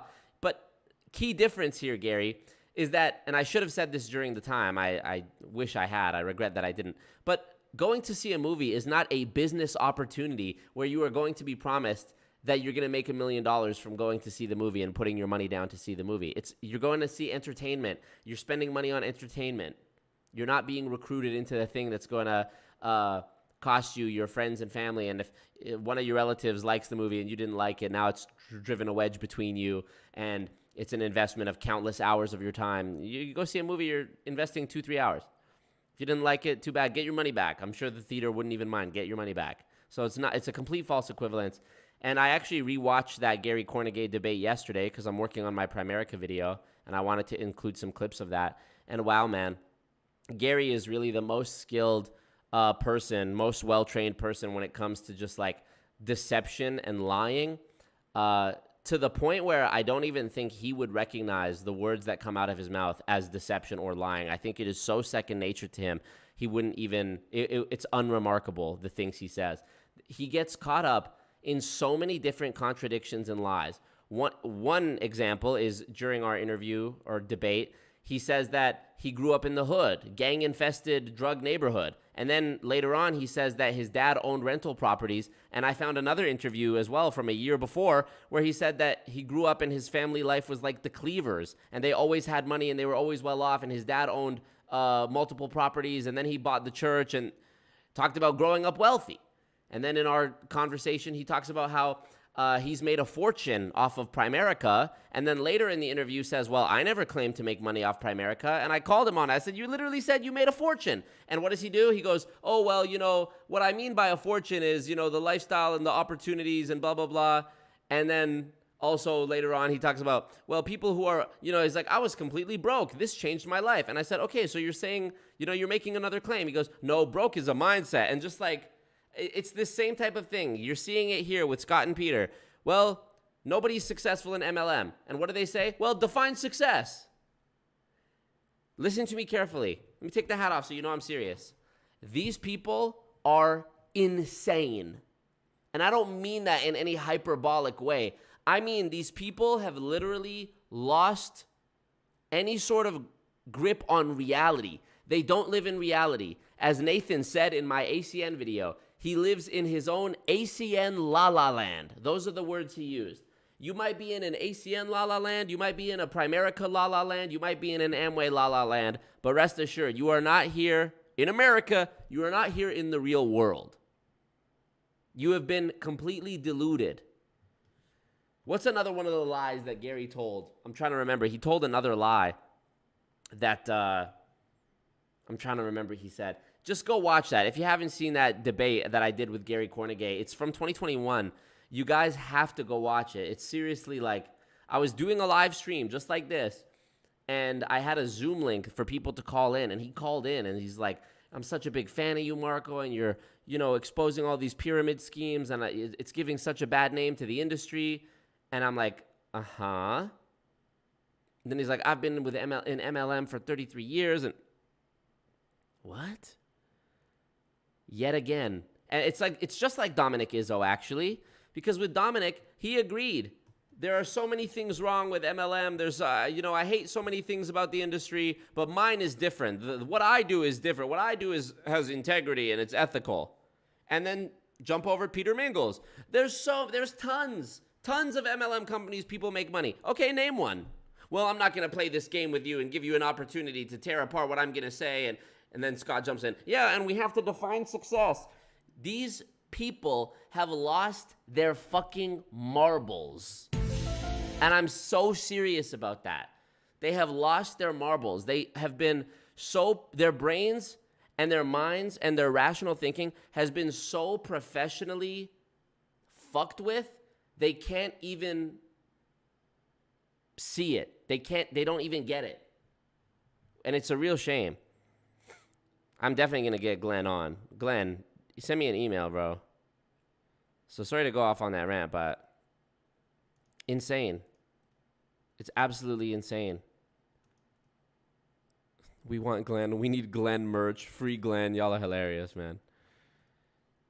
Yeah. Insane. Mine. Have you ever heard of a company with... They are there. So have you ever heard of a company with a success rate of more than 20%? Never so more than than 5. I would say never. I would say the number is never 20%, but somewhere between that 1% that you're looking at and 5%, or that 1%. And I'm talking long term. I'm talking about like 1% to 10%. There's a lot of people that are consistently building businesses and profitable businesses, and it could be anywhere from 1 to 10% for a lot of companies. If it's 10%, that's terrible. I mean, if there was a burger chain and they were selling franchise and they were saying 10% of our franchisees make a profit, you would say it's terrible, and nobody would buy that burger franchise. Thank you, Glenn. Glenn is slurping it up tonight. 1 in 10 chance is terrible. I mean, you'd be better off to go to the casino. Well, I'll push back on that because I'll push back on that only because my background is in direct sales. So in that industry or these industries, if you ask people, what's your motive in operation? Some of them are just like, well, I kind of like the product and I'm getting the product for free. Or I kind of like the product and, one day I might be building this, but I really like the company. So they're into it for the social reasons and also for the discounts. Giselle from so now it's a completely... And not necessarily for the big money. Sorry, I'm clicking around. Giselle, I accidentally clicked on your channel and opened up your channel. So subscribe to Giselle, y'all. She has 3 subscribers. Go subscribe to Giselle. Where did the fucking page go?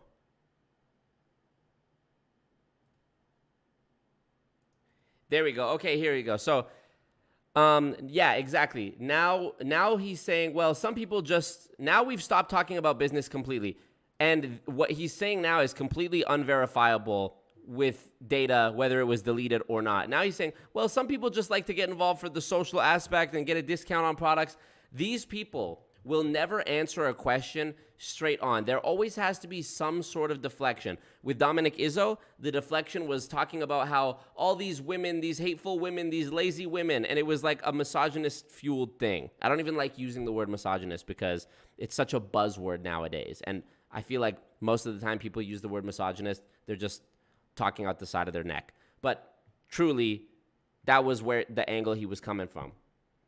With Gary Kornegay, he just kept tripping over his own words because he's been operating in this way for 33 years, 35 now in Primerica, spewing this fucking nonsense every single day that he has never had someone challenge him on it. So I really think you should go, like, I think the debate with Gary Kornegay could really be studied in like psychology classes when people are learning about cult brainwashing. I really think it could. And then with Peter here, it's just deflection after deflection. Well, Scott, define success. Oh, well, some people just want it for this and that. It's like, damn, bro. Think about where we started. Glenn said 99% failure rate. Peter goes, no, it's probably about, it's way higher than that. Glenn goes, okay, how much higher? Scott goes, it's probably about 10% success rate. And Glenn goes, even that is fucking terrible. If there was a restaurant franchise and only 10% of the franchisees made profit, that'd be horrible. And instead of addressing it, because now your argument has been completely defeated by Glenn, now what do you say? Well, some people just want the social experience. You're a fucking idiot, Peter. And a liar.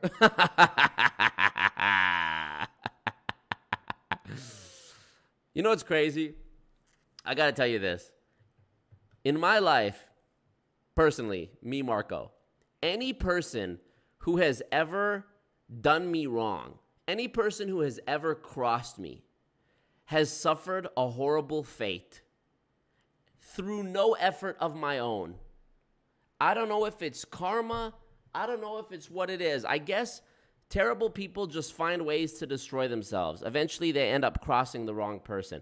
But you name it. Relatives, friends, relationships, any person that was once an ally of mine that went on to not be an ally of mine, every one of them has ended up having to suffer a horrible existence.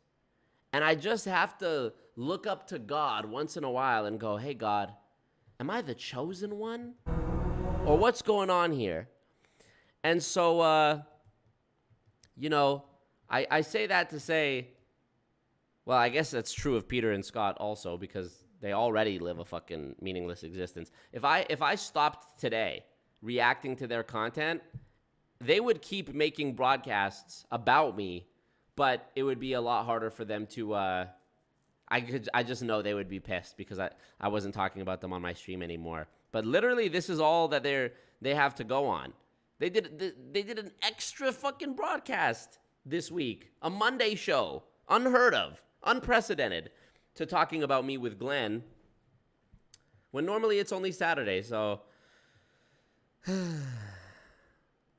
insane.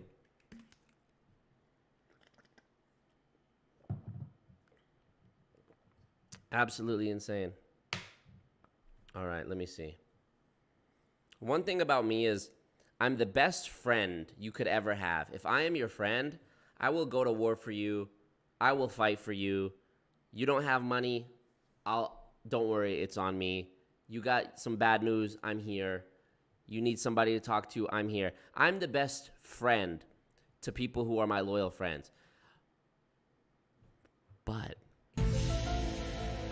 I am equally as impactful on the other end of the spectrum. I am the best friend you'll ever have, but also I could be the worst enemy you could ever have. When I go, anyways, I'm on creatine day one. Let's just say that. Let's just say that. All right, let me get back to this. We're going to finish this, I promise. I'll push back on that because I'm a professional gambler, Peter. So funny. Okay, never mind. Don't sub to Giselle. Insane. What up, Christina Beck? Welcome. Thumbs up the ting, y'all. Did we do it? 216 likes? Nope. Not even 200 likes. Only 182. Come on, y'all. We can do this. Whew.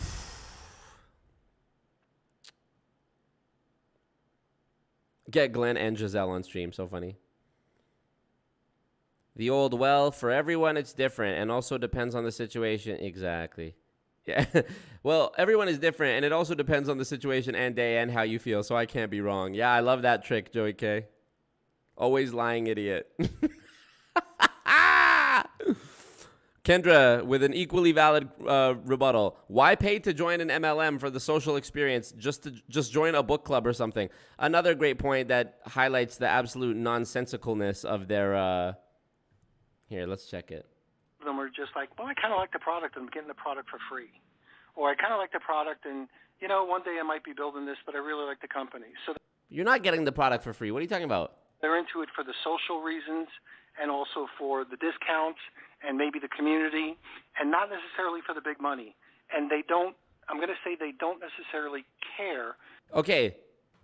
Discounts, social element, and community. So that's the same thing. Is that what he's... do I have this? I want to make sure I'm being fair to Peter here. Did I hear that right? And also for the discounts and maybe the community. Okay, discounts and community. I just want to make sure we're all on the same page here with the chat. Does anybody realistically think that anyone ever in human history has joined an MLM for simply because they were promised product discounts on a product they very much enjoyed or a social element alone and not the, fire your boss, become a millionaire, financial freedom, blah, blah, blah. Does anyone believe that? I believe the discounts and the social element are an accoutrement to the social sort of pressure, the whatever elements that go into it. But we know the real reason people were brought in. Hey, dude, I know this guy. He's making millions of dollars. He has this idea. He's going to start this business. Come on, check it out. Do. That's how it happens for everybody. Hey, girl, my mentor recently, I got a mentor recently, and they're making millions of dollars, and they're showing me how to do it, and it's already going, it's off to a great start. So do you want to come check it out? Like, Peter, you're not fooling anybody, you fucking monkey. And not necessarily for the big money. And I'm going to say they don't necessarily care about how much money they're making or how much money they're losing. Yeah. Oh, nobody cares about how much money they're making or losing. Kendra, people join for the social experience. The social experience. Love bombing and then trash talking behind your back when you leave.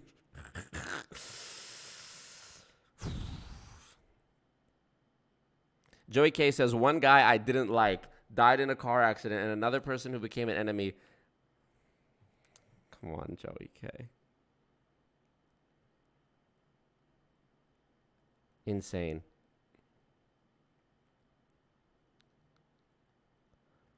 Insane.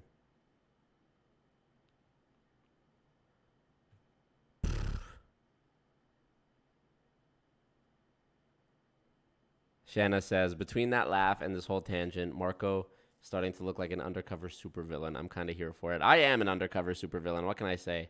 What's the thing? There's like neutral good, pure good, chaotic good. I'm like chaotic good or whatever it is. I'm like Venom. The most incel thing anyone's ever said. I'm like Venom.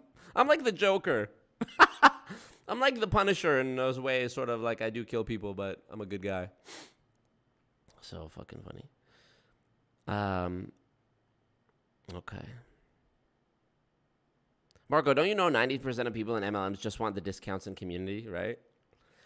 Most people in MLMs just want to spend thousands of dollars on a plane ticket and an event ticket and hotels and Ubers and food to go to a convention for a couple hours once or twice a year. Don't you know that? Okay, I'm catching up in your guys' comments here. This all boils down to Peter wanting discounts on lipstick. This is what this has always been about. Somebody clip that for me, too, the lipstick thing. If it's already in the Discord, reply to it and tag me, because I missed that.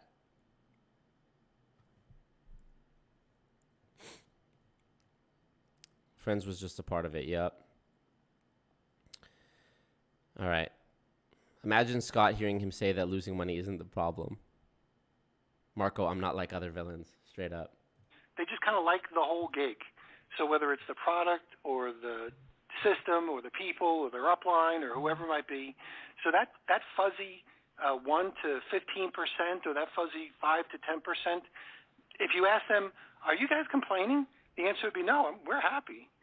So they're happy. In this business model of MLM, it's not like a franchise, because your argument about how could you stay in business would be true if it was franchise. But the mental gymnastics.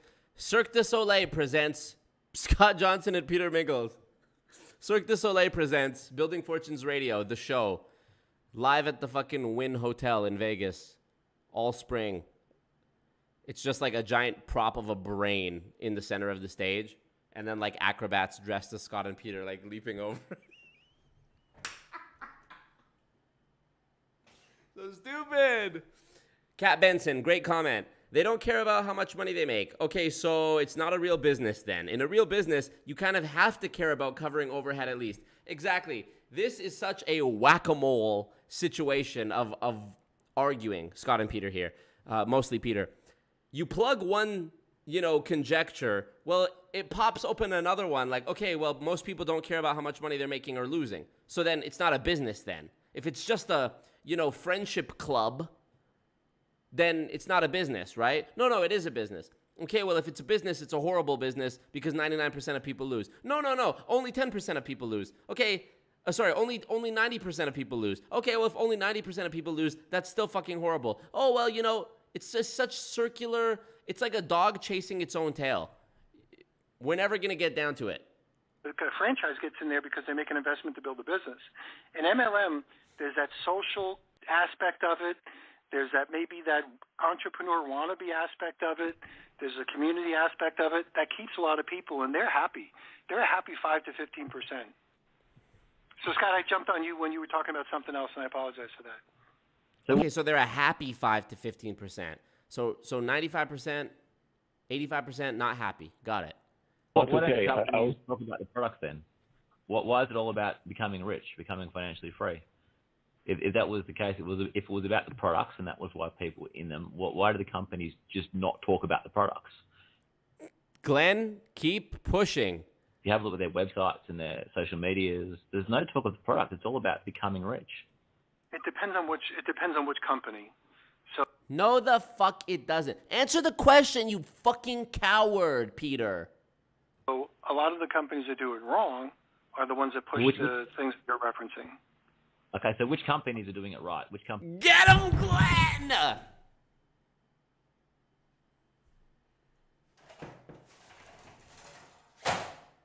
Get them, Glenn. Enough. Glenn did not come to fucking play with y'all today. Fuck out of here.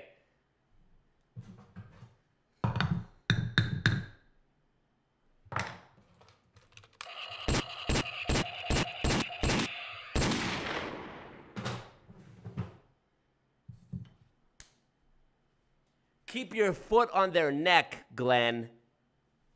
Woo!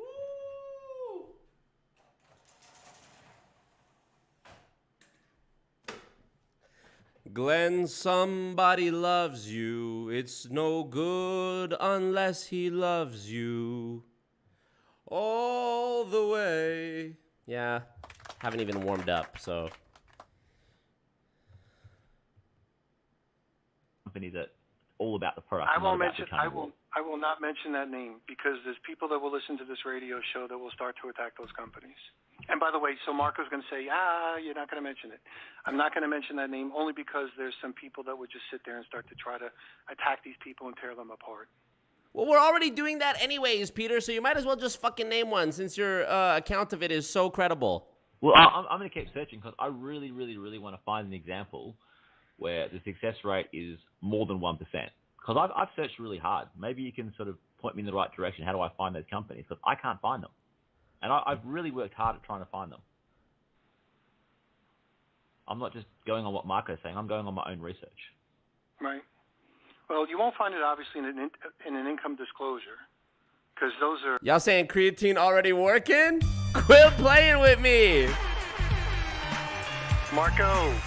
Come on, Marco. Fuck him. Nah, bro. I took the first scoop of creatine today. I hit that back workout today, though. Yesterday was legs, so if y'all are saying I'm pumped up, that don't even make sense because I didn't even hit arms today. I did a little 20 push-ups at the end of my workout just to finish it off because I still had a little bit of fucking anger in me. Damn, no. Appreciate y'all. They're worthless. So we can talk about that if you want to. But, Scott, I don't want to jump on this is your radio show. I don't want to jump in and open up another can of worms. What do you mean, bitch? You've been talking for 30 minutes. So Scott, did you have something you wanted to add? Yeah, I just wanted to go back to your discussion with Tim Sales when he was with New Skin before he started his tools, and he built a large New Skin organization. Did he have retail sales? I don't know if there's any way to, verify that, but that is just a question because that's the important question in my mind. If you have a large organization, do you also have retail sales? If you do, then you have a legitimate MLM. If you don't, it's an illegal pyramid. That's where I come down. I don't look at loss rates or, those kinds of things simply because there's no law against high loss rates. That's sort of a indication that there might be something wrong, but then you have to dig down and find out, okay, what's the actual problem here? Because if you want to, use an example, if you become a Navy SEAL, almost everybody fails at trying to become a Navy SEAL. That doesn't make it a scam. It just makes it hard. So that but you have to say, when you try it, it's going to be hard. You're not told it's impossible to fail. That's the difference. Get him, Glenn. You don't think it's inevitable you're going to become a Navy SEAL if you follow this person's magic system. Get him, Glenn. Follow this guru, listen to their tapes. You will become a diamond. That's the difference, isn't it? Well, and I think what that's getting at is income claims, right? See, and now changing the topic again. Changing it again. He didn't want to... He brought up the false equivalence of saying it's like becoming a Navy SEAL. It's not. And Glenn makes it clear, no, it's actually not like becoming a Navy SEAL because people know it's hard to become a Navy SEAL, and you accept when you go into it that you might not become a Navy SEAL even if that is your intention. But everyone is told that you'll go diamond in whatever company as long as you follow the system, and that's not true. And now Scott deflects, and instead of answering that, he goes, well, it sort of comes down to income claims. Everything comes down to something else. It's really insane. It's like recently I was looking on Instagram. Somebody sent me this dude who's pushing a pyramid scheme in Toronto, and he had this one video he posted where he's like, people always saying this is a pyramid scheme. You don't even know what you're talking about. Your family's a pyramid. Remember we watched the fucking Guillermo Haro video on stream the other day where he talks about, he's like at the convention and somebody asks him, hey, is this multi-level marketing? And he asks the guy in the audience, do you have a family? Do you have a dad and a grandpa and a mom and a grandma? Isn't that a multi-level system? Isn't everything multi-level marketing? Yeah, last time I checked, Guillermo, and last time I checked Scott and Peter, in order to be in a family, I didn't have to rise up to the rank of brother by recruiting 3 other brothers. And then when my 3 brothers recruited 3 brothers, they got promoted to dad. And then when I, as a dad, recruited, 4 brothers under me who each had 3 little sisters under them, I became a grandpa. That's not how it works. Likewise with being a Navy SEAL. You become a Navy SEAL off of the strength of your own back and the sweat of your own brow. You don't become a Navy SEAL by recruiting 3 more cadets and on and on. I mean, it's just so fucking nonsense. McDonald's is a pyramid scheme. You got the manager, the assistant manager, the cashier, the janitor. That's a multi-level system too. Okay. So at McDonald's, the cashier has to recruit other cashiers in order to earn a higher commission on the Big Mac that they sold, right? Oh, and they also had to buy products for themselves as well, right? Oh, so actually none of the criteria that applies to MLM, except for the fact that there is a hierarchical structure visually. There's no similarity then. Oh, okay, good. Glad we're on the same page. Right? That's something that the FTC focuses on. So when you say everybody can become successful, and you have to define successful, again, because some people have higher and lower goals, but let's just say diamond, because that's sort of the mantra in Amway. That's the ultimate, goal, destination, so to speak. If they say everybody can become diamond, then that's an income claim because there's an income associated with diamond. Specs, Glenn is a boot-scooting little dynamite, isn't he, partner? So true. So true. The goons want to know what's my 1 rep max on bench. I've actually never tried. I've never gone for a 1 rep max. I always just try to have good form and progressive overload and be safe, to be honest. I know that's not the most exciting or sexy answer, but that's the truth, man. Being injured is not worth it. I've seen so many people get injured deadlifting and squatting and like just trying to go for crazy weight. It's like, why, bro? You really want to fucking show off on Instagram and then not be able to fucking walk for 3 months? Like, nah, bro. Not worth it, dude. When I threw out my shoulder in December and I dislocated my shoulder and I had no fucking feeling in my fingers for like a month, dude, I'm telling you, it's not worth it. And that was doing overhead shoulder press. I'll never overhead shoulder press with free weights again, probably. And if I do, it'll be very, very lightweight. NPAS says, the level of stupidity with these two, Scott and Peter, has reached new levels. Didn't think this was possible. Well, it is possible because they're actually being questioned by somebody who has a brain, which is Glenn. And that just highlights their stupidity even more. Jimmy, yep, impossible to keep up with the BS. So true. They're literally slapping water in every episode. Moving the goalpost. And if most people don't get there, then the FTC would say, income claim. If you were to say that everybody in this who makes an effort and follows the system is going to make a minimum wage, that would also be highly misleading because it is extremely difficult in Amway to make just the minimum wage. So it's hard just to make a net profit. Most people lose money in Amway. Yeah, forget about minimum wage. Just trying to stay above zero is almost impossible. If you've joined Amway and you've made minimum wage, you've done extremely well. You're part You're literally part of the top 1%, and all you've done is made minimum wage. And as for the claims of diamonds like almost winning the lottery. It's, you know, as I said before, you're much better off to go to the casino and put the money you're going to spend on training tools and overpriced ammo products, traveling to events, starter kits. You're much better off to get that money and take it to the casino. Statistically, it's proven that the casino is a much better option than amway. Like Peter said, there's other aspects to it. It's not all just the promises and money. There's social aspects. There's, people like to hear motivating messages, and they like to hear, whether it's upline distributors or outside speakers, they like to be encouraged. They like to hear that positive message. So there's just a lot of aspects to it, that goes beyond just the percentage of failure, and again, you have to define that term too. What is failure? What is success? If you don't have a definition, losing money is failure. I'd say losing money is failure. If we just cut it off at, if you make under minimum wage in amway, you failed. Get 'em, Glenn. Then again, over 90, it's 99 point something have failed. If we make it a really basic target of making minimum wage.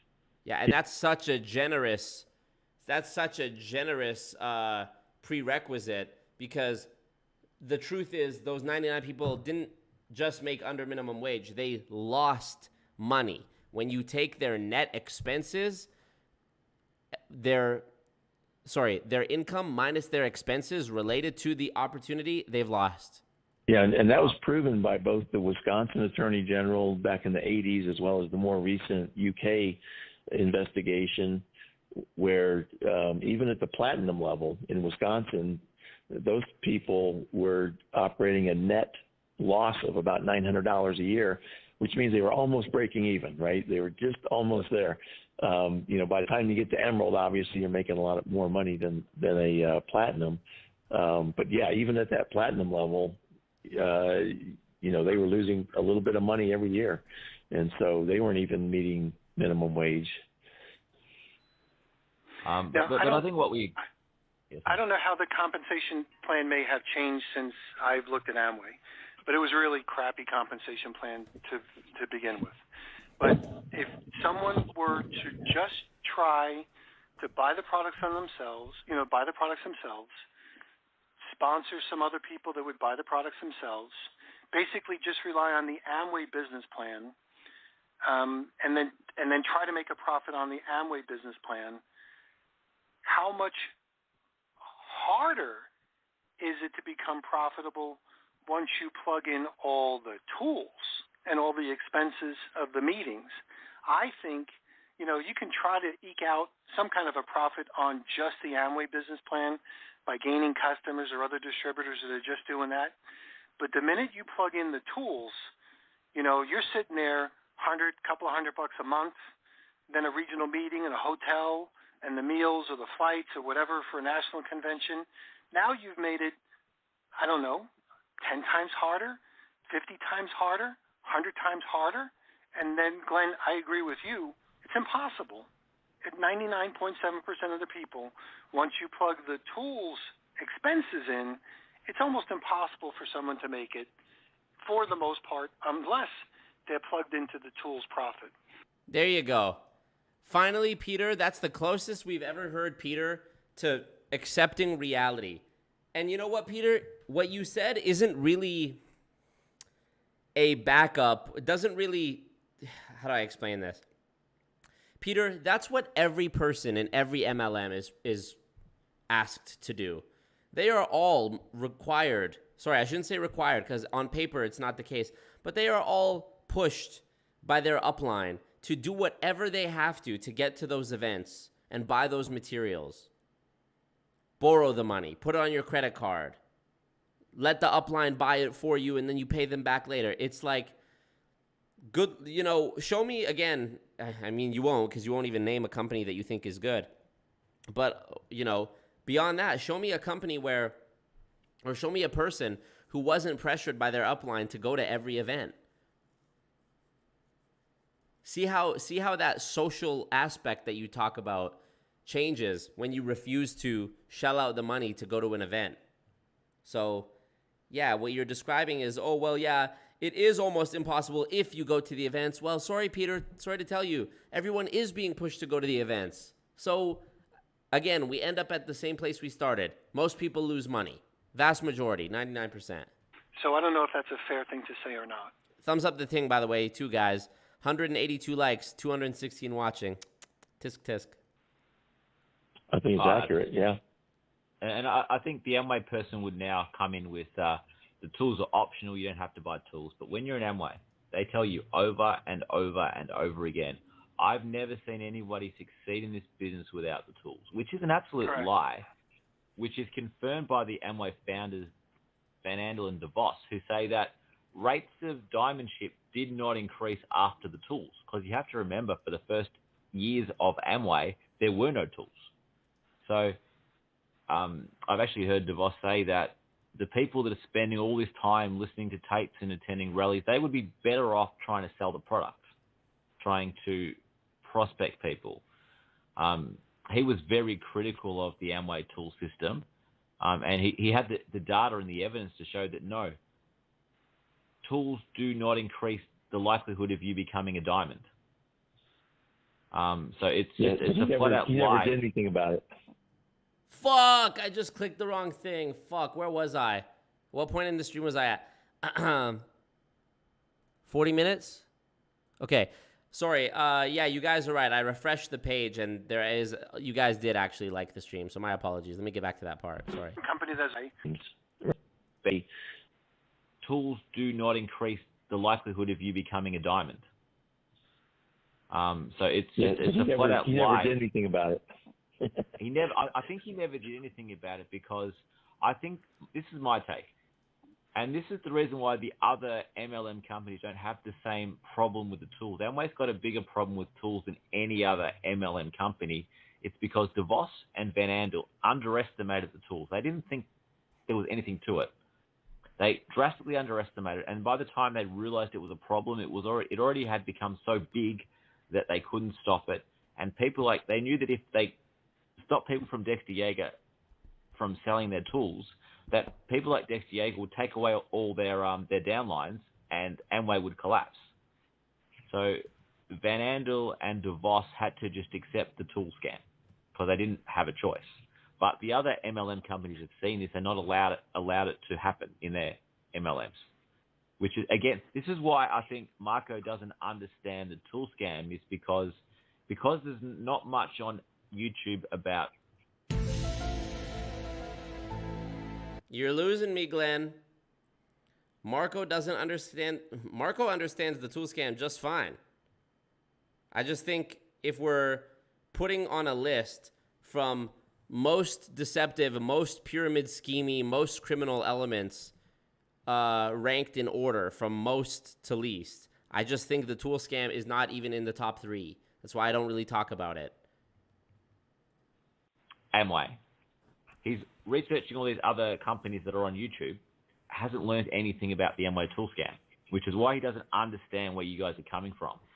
And I think I absolutely understand the Amway tool scam. As a matter of fact, I'm going to be putting out a video here about my experience with a woman who I confronted a few weeks ago at a cafe, who my friend Philip, who I was with, pointed out to me that her water she was drinking was Amway brand water called Perfect Water.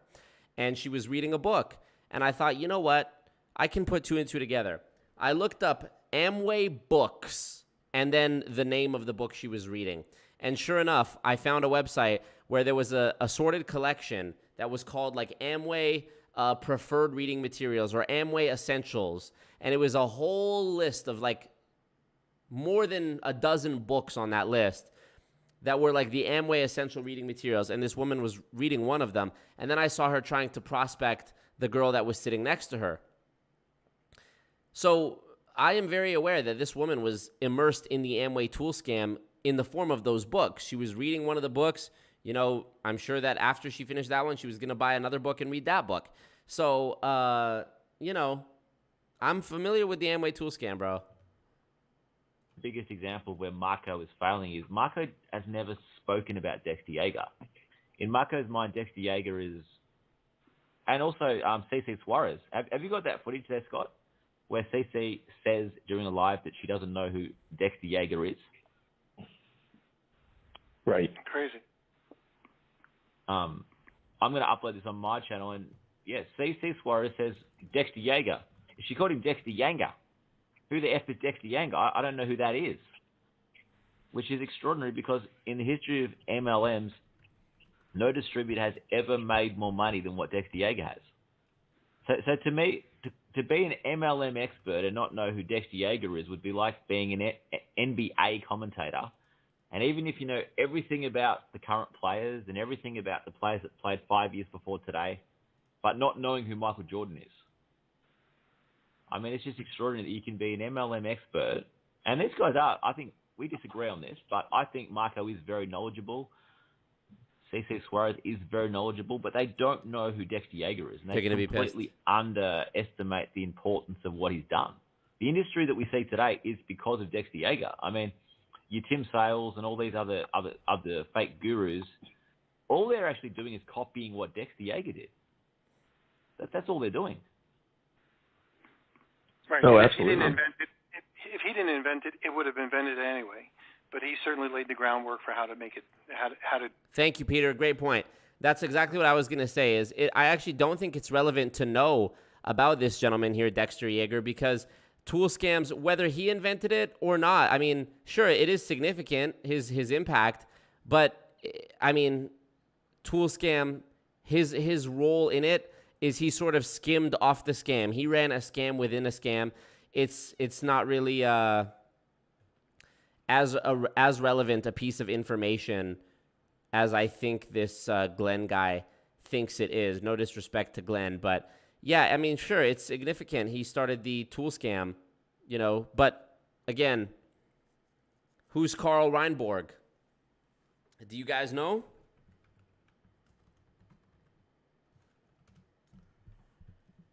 What's Neutralite? Do you guys know? Have you guys read Ponzinomics? Have you used the affiliate link in the description to get the paperback or the audiobook? Do you know who Carl Reinborg is? Do you know what Neutralite is?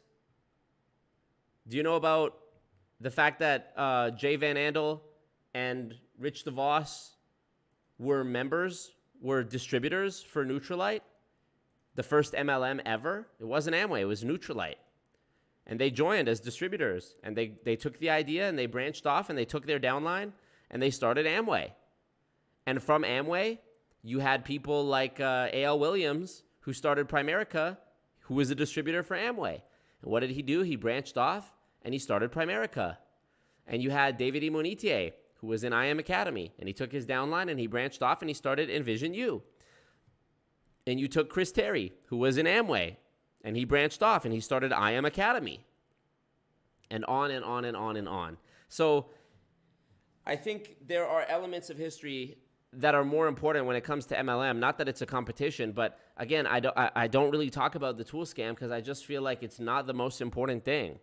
I think the, unsustainable endless chain, the lies that are told to people, the deceptive earnings claims that are rampant on social media, the damage that it does to people's mental health and their relationships with their friends and loved ones, I think those are the more relevant topics. I really do. Of course, if you're brainwashed, you're going to buy books and tapes and whatever your upline tells you to buy, merchandise, whatever. But okay, besides that, they were already losing money. So it's like, okay, now there's another layer to the scam where they're losing more money. But that's not quite as impactful or important as the toll that it takes on people's relationships, I think. So I just, again, that's why I don't talk about it. Not because I don't know about it. Do it. So I used to say, when I was looking at MLM and I was talking to Dr. Charles King, who teaches at that MLM certification course that eventually had Tim Sales in it. I said, Dr. Charles, it looks like this. It looks like you make money on MLM and in MLM. And the way you make money in MLM is you sell the products. And the way you make money on MLM is you make the... I see some people shouting out CC Suarez. Shout out to Chelsea. I had a video with Chelsea on her channel like at the end of 2021, but I can't find it anymore. I think she deleted it. And then when I came back into doing anti-MLM content, I messaged her and asked if she'd be interested in collabing. And she read it on Instagram, but she never replied and never followed me back. So I don't know what it was. I haven't, I don't take it personally. Like, I give her the benefit of the doubt. Maybe she's got, stuff going on and whatever. But, it's not, in the months since, it's not become a surprise to me to see the women of the anti-MLM community have their own reasons for not liking me that I, couldn't have influenced even if I had tried. They would have found a way. Not that that's the case for Chelsea, but just saying. Shout out to Chelsea, These tools that you sell back to your downline so you can make the profits there. So you're making money in MLM and on MLM. And that's really the way Amway was doing it with their distributors. The difference is nobody was telling the truth, that most of the profits were made on the MLM, not in the MLM. And that's where the deception comes in with the tool scam, as opposed to the way some companies might have done it, where the corporate... Yes, Daisy, I would say that selling leads is a tool scam. Selling leads, selling books.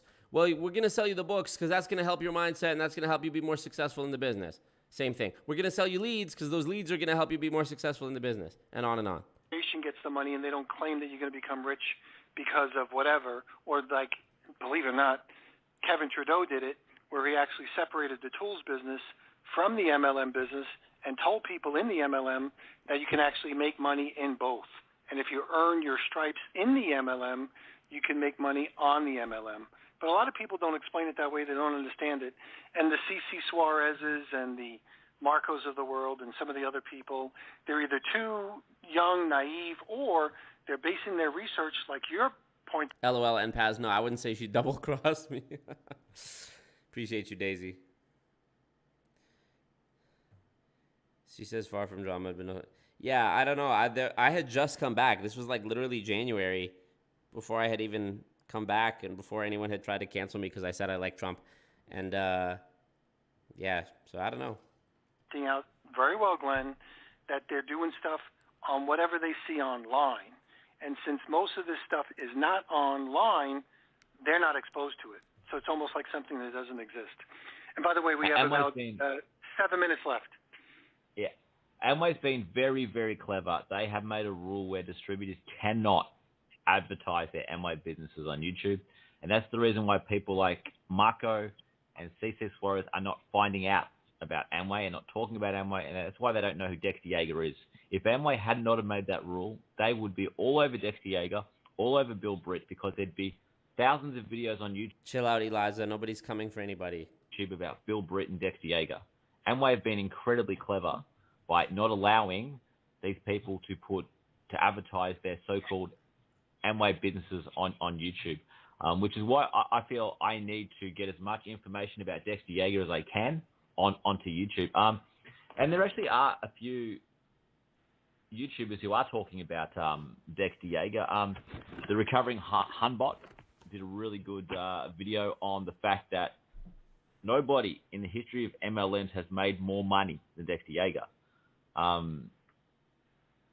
Heather She has made a heap of videos about Dexter Yeager, Bill Britt, Paul Rakavalis, these sorts of people that, again, a lot of the big guys have got no idea they existed. But for me, the biggest and the best anti-MLM video on the entire whole of YouTube was done by Scene Munger. So you guys actually interviewed, didn't you? So you guys can meet. Sean Munger. Absolutely. Yeah, he did great. It's a tragedy to me. This video has been viewed 5,100 times. It's a tragedy, though, that not more people have seen it, because this is the video. If there was an Academy Award for anti-MLM videos, this one gets it by an absolute mile. No one has ever exposed the industry better than what he did. And I'm just, I really hope... Who? What's the video? Though that not more people have seen it, because this is, but for me, the biggest and the best anti-MLM video on the entire whole of YouTube was done by Scene Munger. So you guys actually interviewed, didn't you? So you guys can meet. Sean Munger. Absolutely. Yeah, he did great. It's a tragedy to me. This video's been viewed 5,100 times. It's a tragedy, though, that not more people have seen it, because this is the video. If there was an Academy Award for anti-MLM videos, this one gets it by an absolute mile. No one has ever exposed the industry better than what he did. And I'm just, I really hope that it picks up. But 5,100 is... Oh, I've actually seen this. This video... It says I have this in my watch history. This is it here. It's called The Tools Cult, History of the Amway Motivational Tape Scam. Do I remember watching this even? Came out 5 months ago. It says I watched it, but it doesn't look familiar to me. I'll watch it. I'll definitely watch it.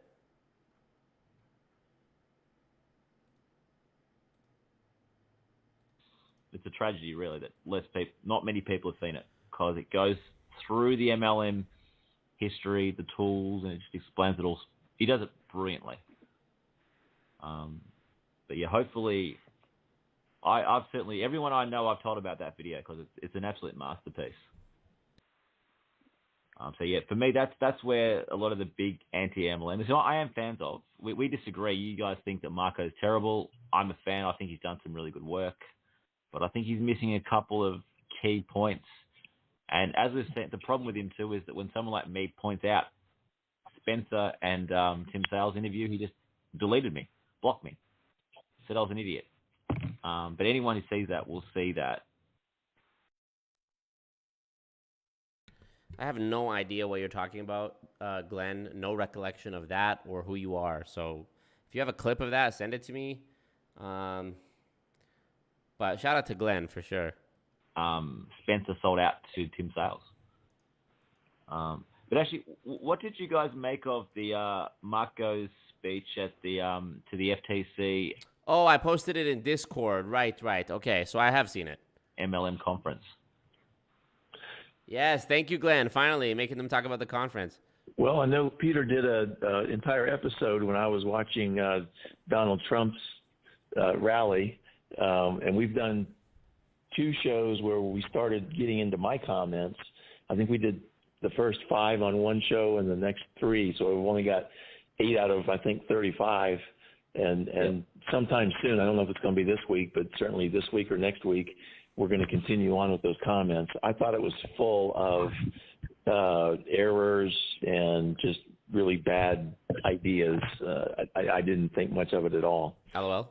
If I didn't have a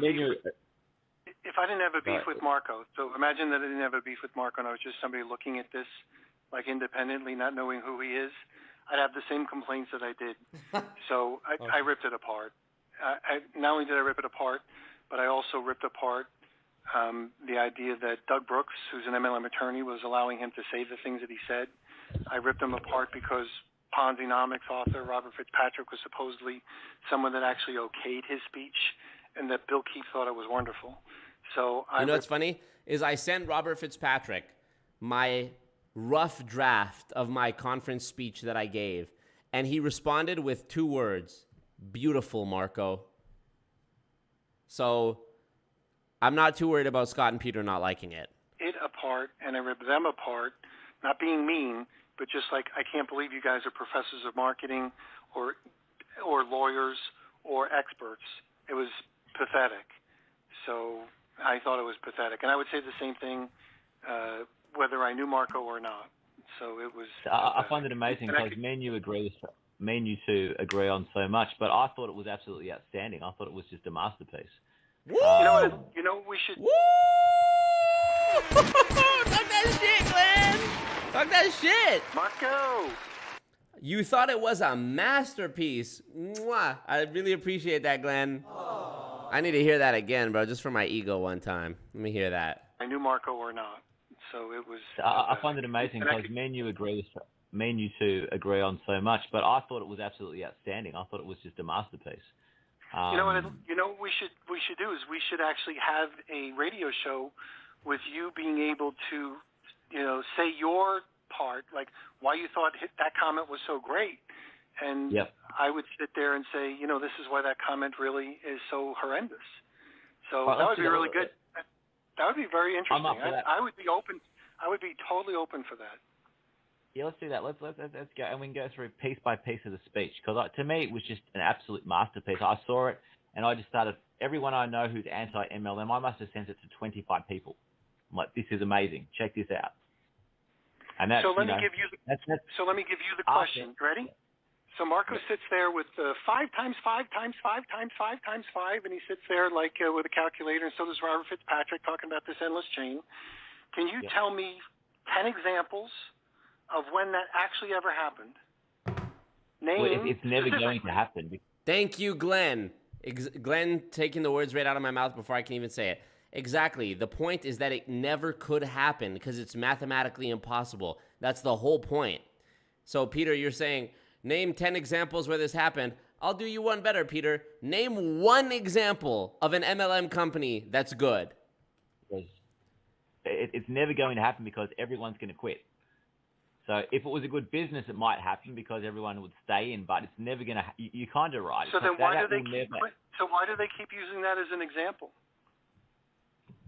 5 by 5 by 5 by 5 by 5 by 5 by 5 by 5, and eventually you're going to have everybody on the planet, including the amoebas in your body, that are going to be joined in an MLM. And why does Robert Fitzpatrick, the endless chain, the gurus out there, attorneys and expert witnesses still use that same calculator example? Name for me. If you can't name 10, name 5. Name 1. Name one example. It will never happen. See how frustrating it is, Peter, when somebody won't even name one? Thank you, D-Rock or Drock Whale or Wale. Marco, heart emoji, hat mo emoji. Appreciate that. Where's the... Marco.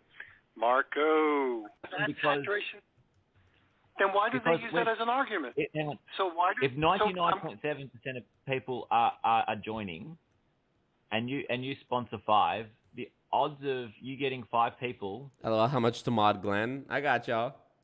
$100. in a row, and so they all stay in astronomical. But why do they use that as an argument? Because they don't quit on day one. They don't all quit on day one. So why would everybody, or why would anybody use that as an argument? If it worked out perfectly the way they said it could, it would then fail because there aren't enough people. That's why they're saying it. Right. It's sort of like that's the argument. But it's not a real situation. It's like this, right? If I said to you, all you've got to do, go to a racetrack with $5, back the first winner, and the money you get back from that, you put on the second race, and you back the second winner, third winner, fourth winner, fifth winner, sixth winner, right? That could mathematically happen. That is possible. Right. So why use it as an argument? Why use it as an argument? Even if everybody stayed in, it's still flawed. Even if it goes exactly the way you want it to, it's still flawed. So tell me when it happened. Tell me when it happened. It hasn't happened. It will never happen because everyone's going to quit because the business is so bad. Why would otherwise smart people use such a flawed argument? Because it's not a flawed argument, Peter. Peter, I know Peter is playing stupid here and he knows the answer, but I'll humor him anyways. Peter, in MLMs, they tell you all you have to do is recruit 3 people, or all you have to do is recruit 5 people. It's easy. Financial freedom, recruit 5, and then they go recruit 5, and they can be in the same position that you're in. Well, if it did work out this way, where 5 people recruited 5 people, within 13 cycles, you'd exceed the population of the entire planet. Meaning it could only realistically go a few cycles at best.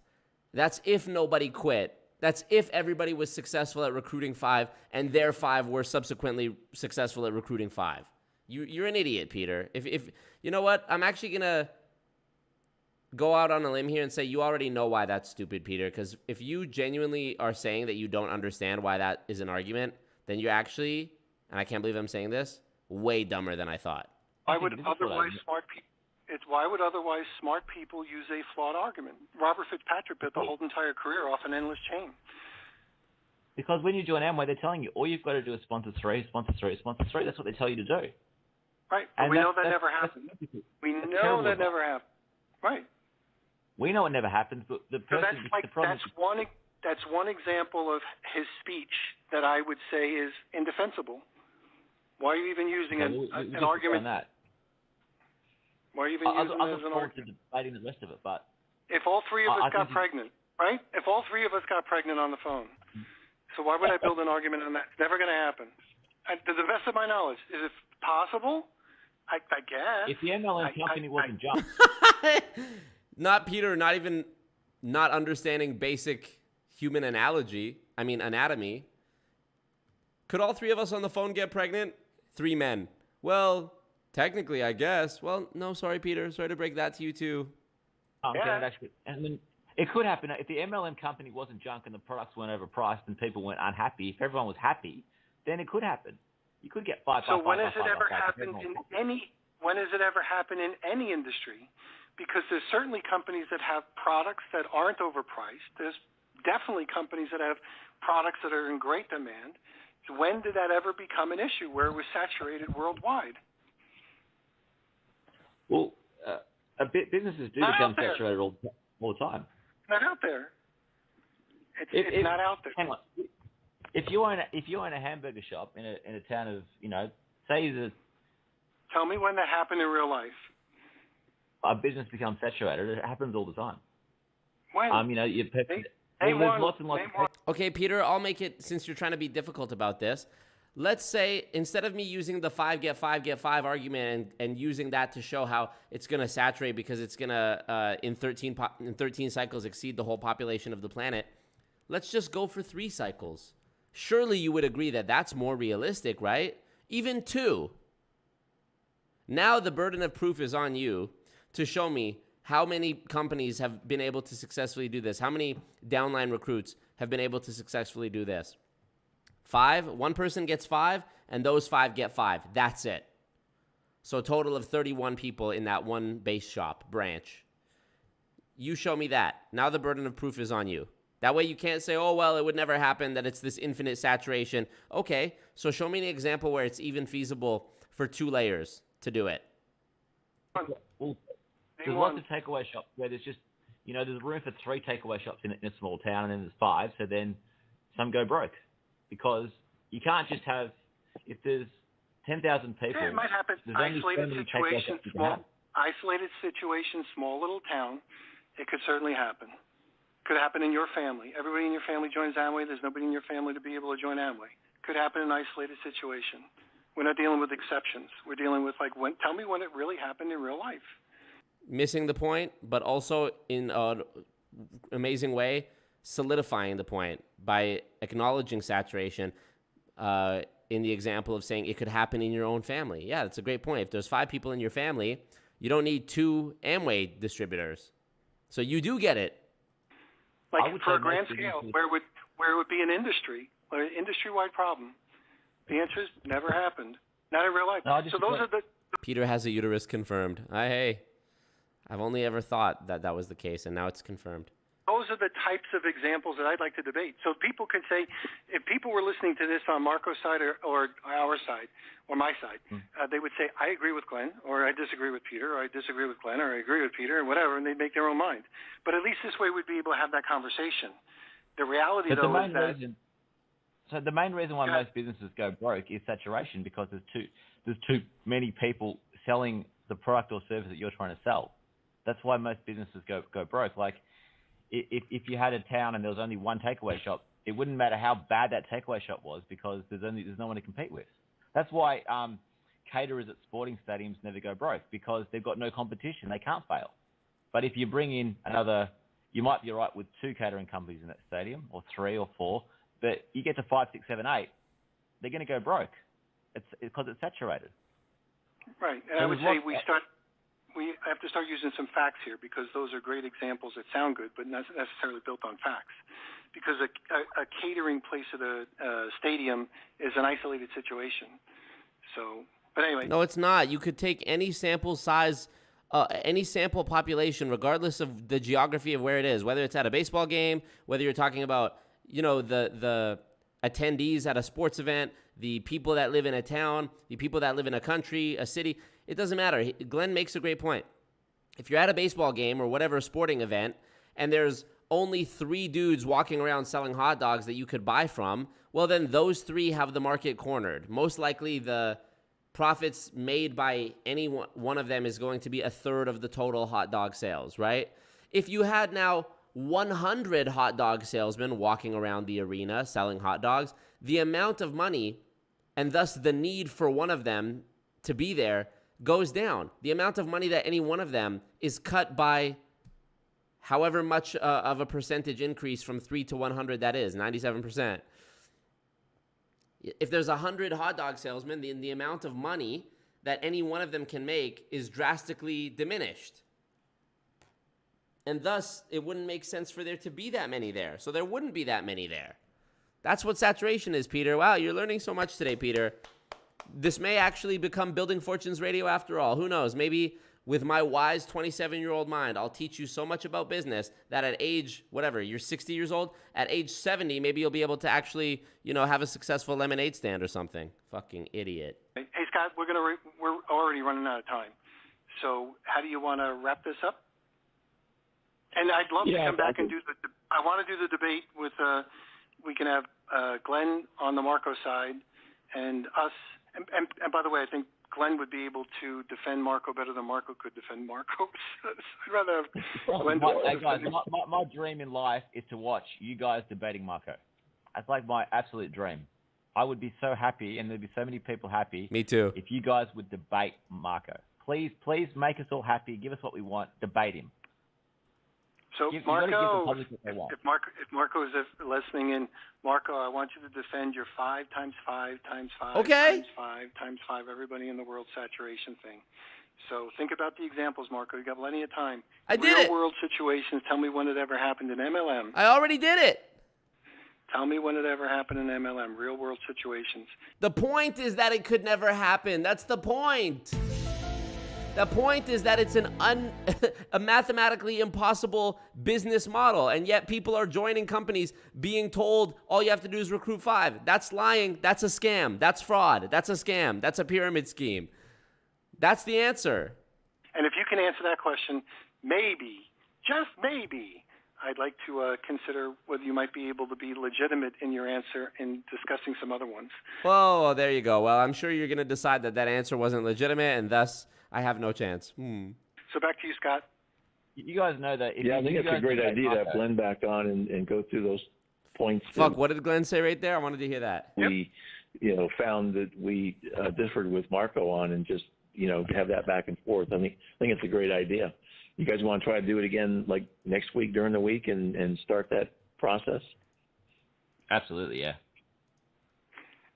And I would, yeah, but you got no idea how excited I'd be for a you guys versus Marco debate. It would. I'm telling you, you guys would get more views and people listening to that than any other show you've ever done in the past. Yes. And so would he. And Amway would hate it because you'd be talking about Amway. Here's the reason why that won't happen. Marco would not be able to have an intelligent conversation. He would start just losing his mind, doing a whole bunch of shit like he does, putting us on mute, sitting there with jerk-off signs, and Marco could not handle that conversation. What about if Marco agrees to not put you on mute? Marco's what about if I run it? What about if I run it? I'll be the mediator. Will you do it then? We'll discuss it. What about if I give Scott 2 minutes, Marco 2 minutes, you 2 minutes, and then we just keep going like that the whole time? Woo! Yes! I'd be down for that, Glenn. Moderating it? Let's fucking go. 2, 2, 2. Scott gets 2, you get 2, Marco 2. Woo! Scott 2, you 2, Marco 2. That's beautiful because it would be 2 versus 1. So I would get 2 minutes to say something, and they would technically get 4 minutes betwixt the both of them. Scott 2 minutes and Peter 2 minutes. You know what? I'll take that deal. I would literally take that deal. Even though it's unfair and outweighed, in their favor, they get 4 minutes. I think in 2 minutes, I could explain and answer any conjecture more concisely and sensibly than they could with both their little brains put together in 4 minutes. 1,000%. And 1,000% I could. He can't put you on mute. And if you guys are right and he's wrong, then you can destroy him on you can record it. Yes. Record yourself destroying him. I think we'll stay. My personal opinion is I'll continue to stay where we stay, destroying Marco, where we can control the situation, because Marco is manipulative. You're a pussy, Peter. Just say you're a fucking pussy. Well, I guess you did say that there was the possibility for you to get pregnant on this stream. I was going to say you have no balls, but that's sort of a moot point now because you admitted to being able to get pregnant on this stream. Anyways, the point is, you're just a pussy, Peter. Glenn offered you a way out. Hey, thank you, Trey Tino. Let's go. Glenn offered you a way out. He said, I'll moderate it. I'll make sure that nobody can mute you. And now you're saying, well, we're just going to stay over here because Marco's a manipulator. But Glenn just explained to you a setup, a situation where I wouldn't be able to manipulate anything. So I'd rather be able to control the situation, not allow Marco to What about manipulate if I'm No. What about if I'm running it? So I give you... Yes, Glenn. Don't take no for an answer. Keep pressing, Glenn. Cat Benson. They're so scared. There's no way they wouldn't take you up on an offer if they really thought you weren't that smart. Totally, bro. 2 minutes, and then I pause and while you're speaking, the other two are muted. Yes. So he can't talk over the top of you. He can't manipulate it. Yes. Because I'm the one who's running it. Yes. I don't know. I might consider that. Yeah, that'd be awesome. The public would love it. Glenn, email me. Always marcomgmt@gmail.com. Email me. Yeah, I would definitely not get on Marco's channel by himself. If we were to... Sure. I'm not saying get on his channel. I'm saying I'll moderate it. Yeah. Yeah, let me just finish my statement. If I was to get on his show, I would want to have this show going in parallel. Or if you want to run it, you know, I certainly trust you, Glenn, to do that. But I'm with Peter from the standpoint I wouldn't just go on his show because he would manipulate everything. And here's what I'd say, Glenn. How would I manipulate it? It's live. Here's what I'd say, Glenn. I don't like Marco. I don't trust Marco. Marco burnt his bridges with me, so I would not give him any consideration as far as for the audience saying, well, the audience would really benefit. We could benefit by discussing Marco's issues without Marco, because I've learned a lot of things about a lot of people, and once somebody's burnt bridges like that before, I don't give them second chances. So I would say I'm not giving Marco a second chance to do anything. The only way I do that is in person. Glenn, and to be in closed doors. To be behind closed doors, no cameras, me and Marco, and then we can discuss things. See how it turns out. But this way. Ooh, so you want me to lean you over my knee and spank you on the bottom for being a bad boy? Isn't that right, Peter? Because that's what would happen if we were in a room, especially with the way I'd be taking this creatine. Peter, if we get in a room together and the door is closed, I'm telling you, you'd be walking out of there like this. Ow. Because you'd lean over my knee and I'd say, come here, Peter. You know you've been a bad boy. And you'd go, yeah. And I'd go, and I'd spank you on the bum. I'd say sorry. And you'd go, sorry. And I'd say, what are you sorry for? No, the damn way to scare him. And I'd say, good boy. Now give me a hug. You guys could both record what's going on. He could record what's going on. Maybe you didn't hear what Glenn, maybe you didn't hear what I said. I heard you. I heard when anybody has done to me what Marco has done, he doesn't get a second chance. And if he wants a second chance, he could do it behind closed doors. What do you mean? He wants you to get him preg. So true. So what do you mean a second chance? Bro, you owe me your life. Your show's only viewers are my viewers. What are you talking about? I burned the bridge. We were never fucking friends to begin with. As a matter of fact, Peter, I never even talked to you. I talked to fucking Scott Johnson over email. I guess I did prank call you the one time. But still, what do you mean? What do you mean I don't get a second chance? You would be getting a first chance. What are you talking about? No recordings, man to man, and then let's see how it shakes out. So, okay, so let me get this straight. You don't want to have a debate with me live, even though there's a moderator, making sure that I'm not manipulating anything, because it's not worth your time. But it is worth your time to talk about me every single week, sometimes more than once a week, on your show with Scott. But you won't talk to me. Make it make sense. But there's no point to that, because no one's going to get to see what happens. Exactly. That's okay. Oh, you will. Trust me, you will. You'll hear what happens. How will we get to see? How? When the door's open, you'll be able to tell. They're getting so irritated with Glenn. Be able to tell. I want to know. I'm not interested in you guys having. I'm interested in you guys debating it.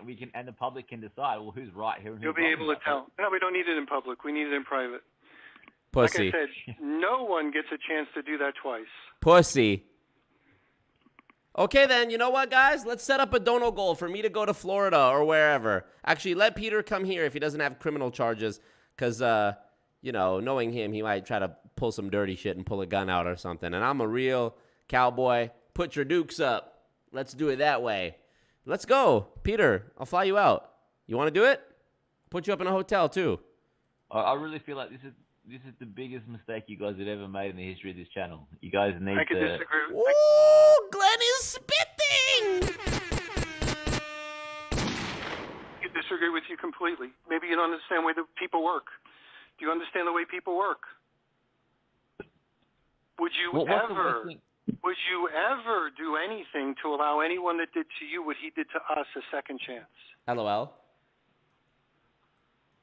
Would you ever? He makes it sound like I did something so bad to him. What did I do? I prank called you and called you a fucking idiot, which I've done thousands of times.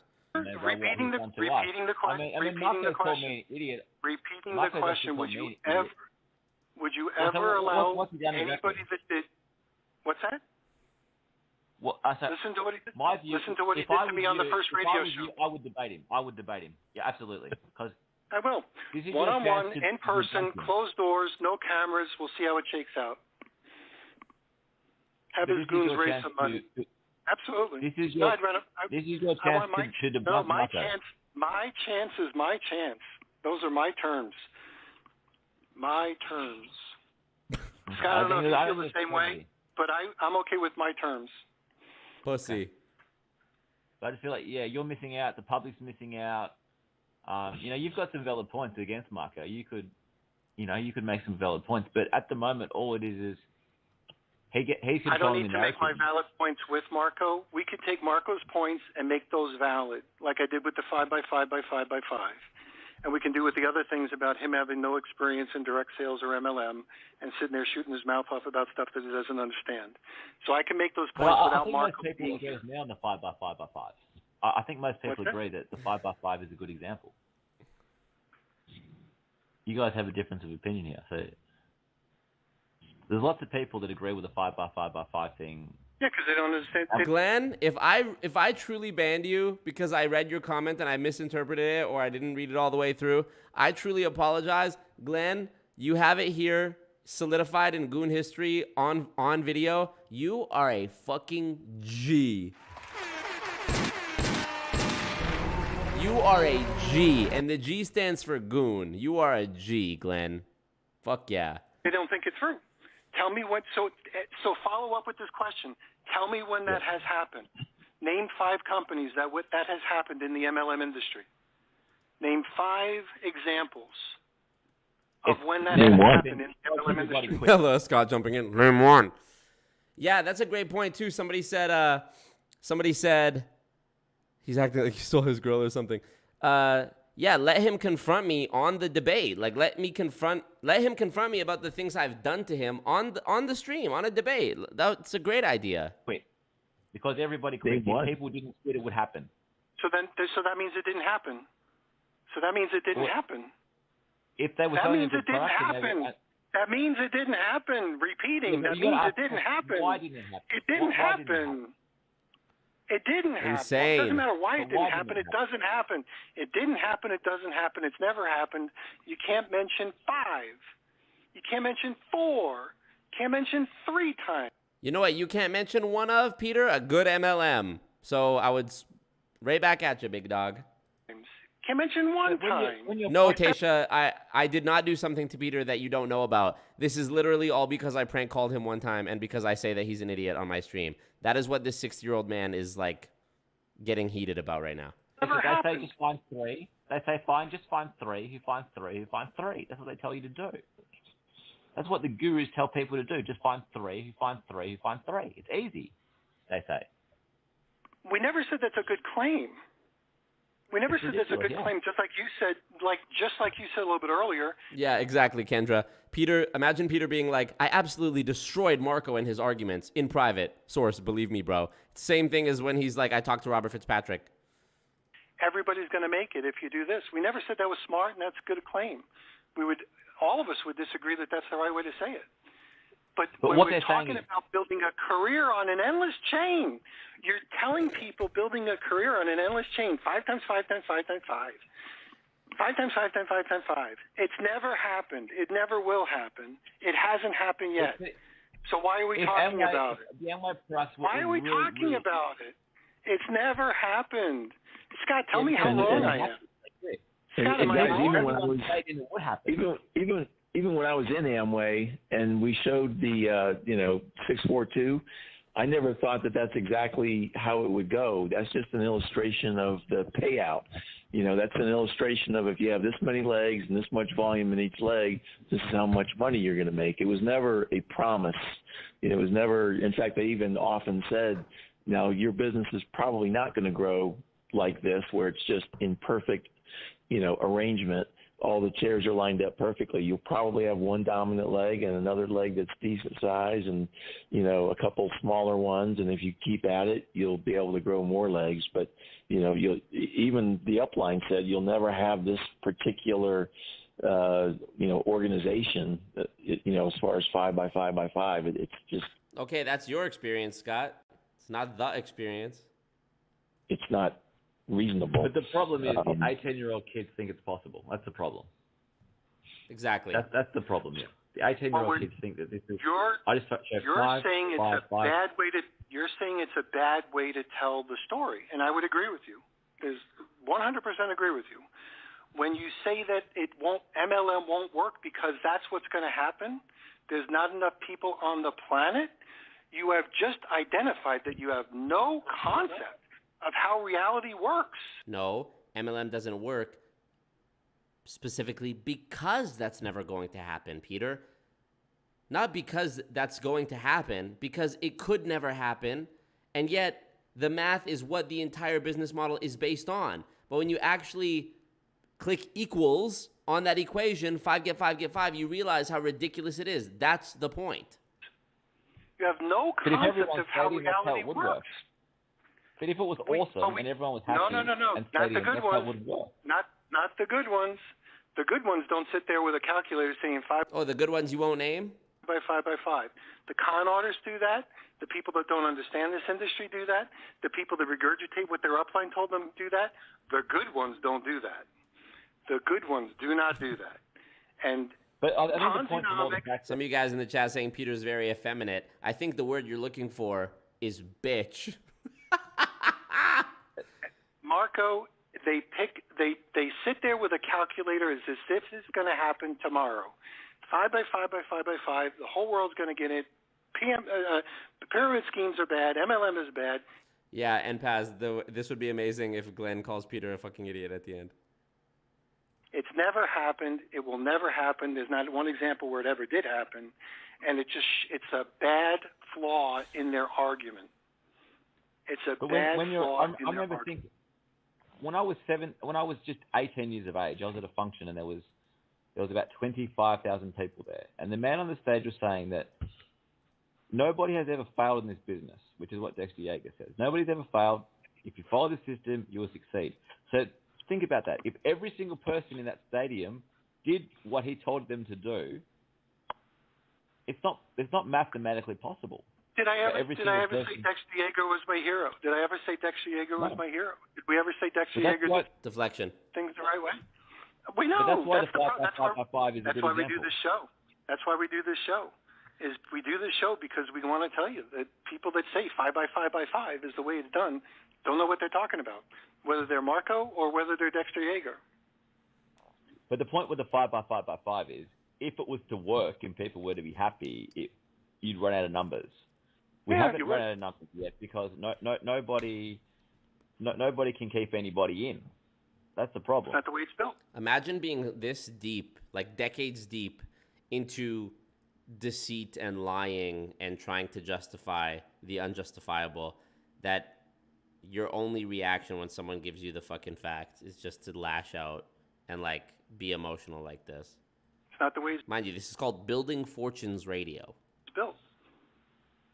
Nobody in there's never been a genealogy that ever built 5 by 5 by 5 by 5. There's never been that. Exactly. Nobody's ever built it. If you look at the forensic, exactly. It's not the way it works. It's two who get 3, and 5 who get 7, and 1 who gets none. And the way it builds like roots on a tree, not necessarily like a pyramid. These are the things that people don't understand. So anyway, so we're over time, and I apologize if I got heated. Can I just ask you one question, though? About some of these issues. Sure. Is it possible for thousands of people, all at one time, is it possible for there to be 30,000 people in Melbourne to be earning more than $100,000 a year through Amway? No. Melbourne's got 4.5 million people. Probably not. Yeah. That's when you need to get the calculator out and figure out the math, and it's literally mathematically impossible. Get him, Glenn! I don't know who this fucking Glenn guy is, but he is a G. Because it's a bad promise. Yeah, it's ridiculous. Yeah. Bad promise. It's a bad promise. Okay, so we can at least agree, even if you don't like the way that the 5x5 math is presented, we can agree it's a bad promise. Actually, it's more than a bad promise. It's fraud. It's lying. You are telling people, recruit 5 and you'll have financial freedom. That's a bad promise. You call it a bad promise, I'll accept that. It's a bad promise, certainly. And bad promises are at the heart of basically every scam. So it took us a while to get, you fought tooth and nail to get to the point, but I think we finally did it there, Peter. Good job. A bad promise. The guy somebody should have taken the microphone away from the guy with the microphone. So I think we agree on... That's not the way it works. So you agree? We agree pretty much, but we disagree on the nuts and the bolts, yeah? Exactly. You disagree on the nuts and bolts, but you agree on the overall point. And now, when Glenn says that, now listen to Peter. That you want him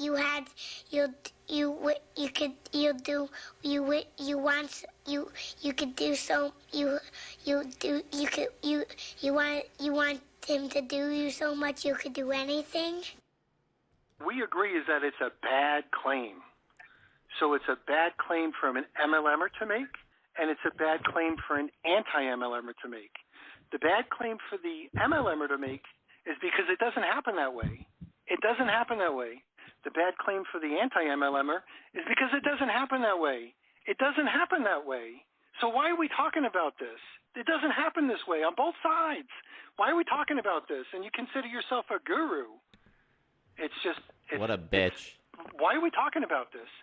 Why are we talking about hypothetical? Why are we doing this? Why are we talking about this? That 3 guys on this phone are going to get pregnant. It's not going to happen. The pro guys are going to... Bad guys, it's not going to happen. Why are we talking about it? It's not going to happen. Keep pushing, Glenn. All the top diamonds are still saying that just get 3 by 3 by 3. It's easy. They say things like, what are your chances of not finding 3? And then everyone laughs. Like, it's just so ridiculous that you wouldn't be able to find 3. Well, the chances of not finding 3 are 99-point-something% you're not going to find 3. Correct. So they want you to think that it's a certainty. Correct. Well, Peace out, Terry. It's not hard to find 3. It's not hard to find 3. It's hard to keep 3. Oh, exactly. Yeah. So because when they say find 3 and you're free, what they're really saying is if you find 3 frontline that all go platinum, then you'll become an emerald, and then you'll have some pretty good money. Now they don't say all those words; they just say find 3 and get free. And how do you become a platinum? Recruit more people. But the odds of that are people understand that. People understand it's not just finding 3; it's finding 3 that'll work and build. Exactly. NPAS giving us the Peter Mingils translation subtitles. Quote: the anti-MLMer's whole point is that it doesn't happen this way. So you shouldn't say it because it's deceptive. So you do agree. Bumbaclot, Peter. Your own business. And then, because there's a time element here, it's not instantaneous, right? Terry says, Peter hurts my ears. Yeah, no doubt. Thank you for listening, Terry. Appreciate you, sir. This is the problem, though. A lot of people sign up. They say spend money on a starter kit. They spend money on functions and tapes and seminars, or as it is now, you buy a membership for an online trading course. They do that thinking that 3 by 3 by 3 makes sense.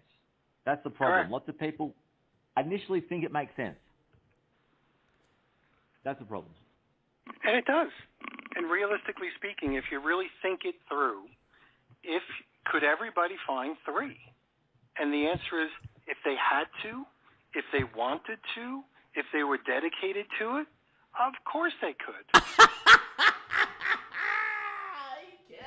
You can't make this shit up. If everyone wanted to find 3, they could. Okay, let's play it out then, Peter. I get 3. 3 times 3 is 9. 9 times 3 is 27. 27 times 3, 81. We've gone 3 levels. Times 3, 243. Okay, let's go level 5. Level 6. Level 7. Level 8. Level 9. Level 10. Every time I'm going times 3. Level 11. Level 13. We're already at over 1 million people. Level 14. Level 15. 14 million people. Level 16. 43 million. Do I need to continue? So it is possible, Peter? So if 3 really wanted to, they could? Okay. So nobody's working at the hospital. Nobody's driving buses. Nobody's working at the bank. Nobody's working at the grocery store. Everyone is in the company now. Good. Good to know. Of course they could. There's 7 billion people on the planet. Logically speaking, you'd find 3 people that think just the same way as you do. What a fucking but the answer idiot. Is no, they don't. You're wrong, though, because my dad prospected tens of thousands of people, and he hasn't found one. I could sit down with your dad. I'm sorry. I could sit down with your dad and straighten him out in a couple of days. Your dad would be sponsoring people. Yeah, oh, easy. So disrespectful. So man can get pregnant, exactly. Wow, I could straighten your dad out in a couple of days. Peter, I will straighten you and your whole family out in a couple of days. Peter, you and me get in a room by ourselves, partner, I'll straighten you out in a few minutes. Believe that, buddy. Peter, somebody needed to straighten out your son's dad, meaning you, so that, you know. Your dad wouldn't be keeping people, but your dad could be sponsoring people. But he's listened to more MLM advice than any person on the planet. You got to understand, as a cab driver, right, taxi driver. I could sit down with your of the dad. time. Okay, so here's the thing. There's 3 things: attitude, coachable, apply what we teach. So you'd have to have the right attitude. You'd have to be coachable. You have to apply what I teach. And your dad would have no problem. Wow, literally all the same shit that everybody else says. You'd have to be coachable and apply what I teach. Which is what? Recruit 3? Recruit 3? Recruit 5? He's all those things. He's done everything his sponsors have told him to do. Everything. That's the problem. And that may be the problem. He's done everything his sponsors have taught him to do. If he was sitting down with me... He just had a bad sponsor. He didn't have me. Exactly. That's what they all say. He might not be having that same problem. So sponsoring people would no longer be a problem for him. Keeping people might be a problem for him, but sponsoring people would not be a problem for him. Wow. So you're saying you had no problem sponsoring people in Amway? Oh, I would have no problem sponsoring. I have no problem. I'll fold your clothes with you in them, bud. Insane. Sponsoring people in anything. So that's the easy part. Can I ask you, how many people did you sponsor when you were in Amway? Oh, I didn't try to sponsor people in Amway because I saw through it. But when I was building... What do you mean you saw through it? You saw through it, and yet...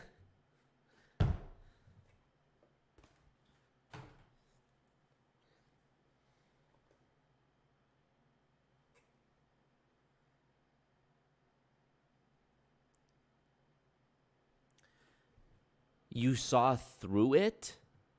Meaning you realized it was a scam, but here you are berating Glenn, telling him you could straighten out his dad because it would be totally possible to recruit 3 and they recruit 3 as long as they had you as a coach. But when you yourself were in it, you didn't recruit because you saw through it? My own network marketing company, I sponsor hundreds of people. Hundreds of people through my affiliate programs, hundreds of people through my distributorships. Never a problem sponsoring people. I never ran anything as far as a distributor that I worked where I wasn't profitable my very first month. Yeah, but the things that you sponsored people into were probably made more sense than what Amway does. Oh, well, no, actually, sponsoring people to Amway would have been really simple. I just didn't do it because they were constantly asking me to recruit more people. And I would say, I don't have a problem with recruiting. I recruit people to sell vacuums every day, on commission only. I think I can sponsor somebody to sell a dream or buy a dream. So that's not going to be my problem. My problem is how do you make money in this company? I disagree. Selling a vacuum is far easier than Amway because you can do everything right. You can have a person believing Amway is the greatest thing in the world. All they then have to do is go home and type into Google Amway, look at their Wikipedia page, and they're out. Exactly. See, these are issues that are sales-related issues, Glenn. And you and I, if we were sitting down and I was sitting down with your dad, we'd have you, him, and whatever sponsoring people into Amway every day. Why do you need to sit down with people in person, Peter? So you can deceive them more cunningly, so you can have your smile behind it? You're on the phone. We both speak English. I'm pretending to be Glenn here. Tell me the information with words that make sense that would make me understand it. Because right now you're not. Fuck all this, we need to sit down in person. Oh, me and Marco, if we just met in person. Fuck you, Peter. Literally no problem. But it doesn't matter how good your techniques are. If they look up... Doesn't matter. If they look the company up, they're out. All those things are just objections. They would be sponsoring... Glenn, you are a G for bulldozing through their... when they said they had to wrap it up. You bulldozed through that and kept pressing them, and you did not take your foot off their neck. Big respect. People in every day. There's no problem with that at all. Keeping them would be a challenge. Duplicating them would be a challenge. Sponsoring people is a subsection of selling. So selling them on the opportunity, selling them against the objections, all that sort of stuff. A good sales guy has no problem doing those things. The problem with Amway is they don't have good sales guys telling the story. So that's why your dad's duplicating the stuff that's designed to fail. So if you duplicate something that's designed to fail, you'll fail 100% of the time. Put batteries in the... What do you mean designed to fail? Peter, do you mean like a mathematically impossible endless chain, like a 3x3 or a 5x5? Is that what you mean? Flashlight the wrong way 100% of the time, it won't work. Spend 30 years doing it 3 times, 50 times a day, no problem. How do you stop someone from looking at Wikipedia, though? Oh, they could, and they did come back to me. And then we'd have a conversation, and then they would be okay. Or not. But I would be able to show somebody how to sponsor 3 people. So if somebody had to, wanted to, needed to, they would be able to do that. That's not, the claim isn't the problem.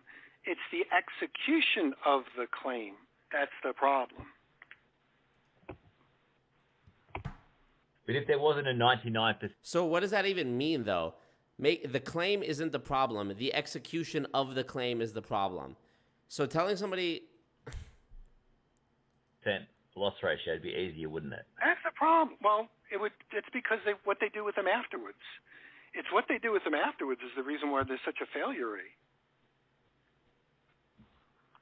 That's the reason why there's the failure rate. It's what the upline does and what the system does to the people after they join. When someone joins the business, they're interested and they're ready, they're willing to get started. What's that? Say that again? What about the overpriced products? That's another reason. There's multiple reasons. One's the overpriced products.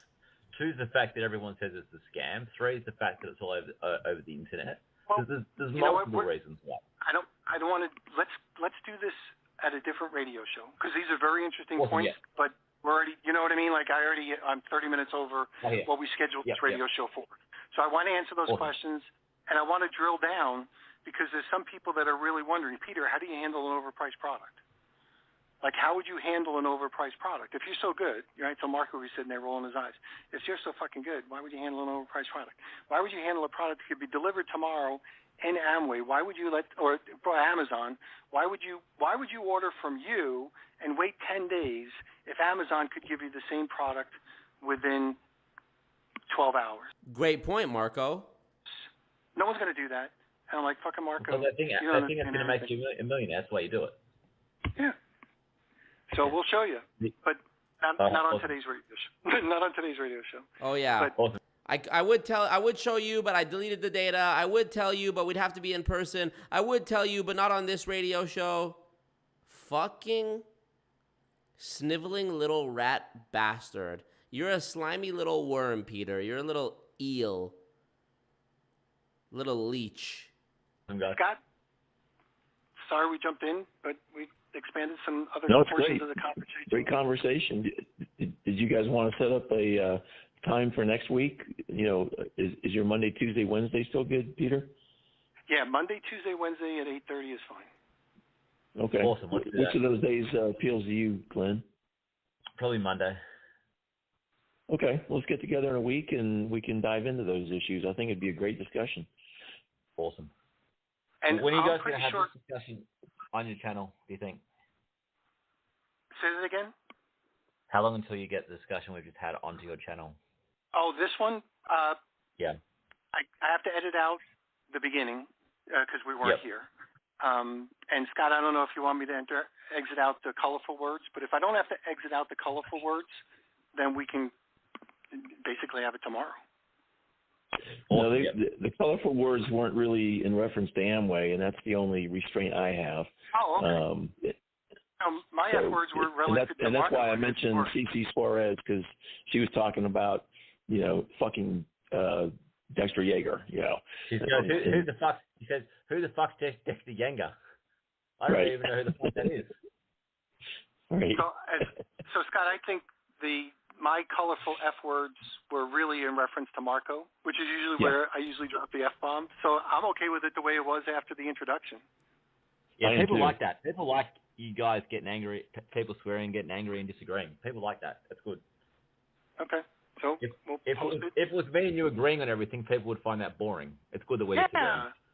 And in the area, of course, Glenn, in the areas that I disagree with you, and especially related to the comments you made about the Marco thing and the idea that I wouldn't mention one company, I don't like the idea that I even said what I told you on our channel that Marco listened to, so he can get the full reason why I didn't give Robert Fitzpatrick the benefit of a company. Because you don't know one, because you can't name one, because you're a liar. And he still manipulated the story anyway for his... I didn't manipulate the story. You had a chance. I broadcasted on my stream tonight, you telling your version of events. And guess what? It lined up exactly with what I reported on my stream months ago. Benefit. And manipulates it every week when he wants to tell that story. But that's why it'd be great if you debate him, then he can't do that. Yeah. People are going to listen to your side of the story, and his side, and he can't manipulate it. I'm going to go on my terms first. I want to be in a room separately where I can teach the little boy a lesson. He's not going to do that, man. That's the. I'll tell you what. I think we can get the goons to kind of. Thank you, Amanda. Love this stream. Hey, appreciate that. Thank you. Appreciate you guys that watch this and listen to this. Raise up some funds. You know what's more likely? You know what's more likely? The 5 by 5 by 5 by 5 by 5 actually happening. That's more likely than. Ooh, Glenn, Glenn, you're the GOAT with your comments, bro. Getting in the same room with you. Well, Marco could do a dono goal for medical attention. I think I'm going to do a matching goal for medical attention for Marco. But that wouldn't actually prove anything either. That would prove that you're stronger, but that's not going to prove that Marco's bullshit. From my perspective, it would be extremely satisfying.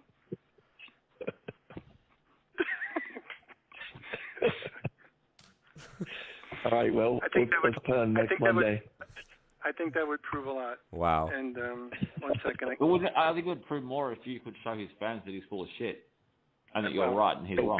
We do that all the time. That would prove more. We do that every week. We do that every week. Okay. Anyway, catch you guys later. We'll see you. I'm going to play the exit. So long, guys. Thank you. You've been listening to Building Fortunes Radio on buildingfortunesradio.com. Thanks for listening. Be sure to check us out every Friday at 5 p.m. Eastern Time for the designated Building Fortunes Radio segment.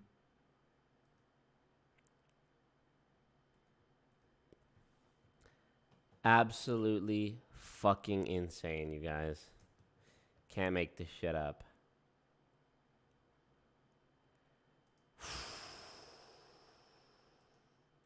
I want to be in a room alone where I can caress his supple, soft body. That reminds me of a little girl, Peter, yeah. Jesus Christ.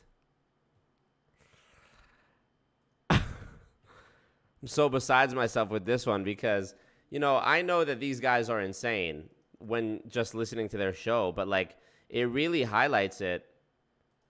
NPAS had a comment that said, I've never heard deception, something like I've never heard deception to this level before. When you hear somebody like Glenn talking to them in a way that makes, logical, rational sense, and you hear how they respond to it, it just makes it all the more insane.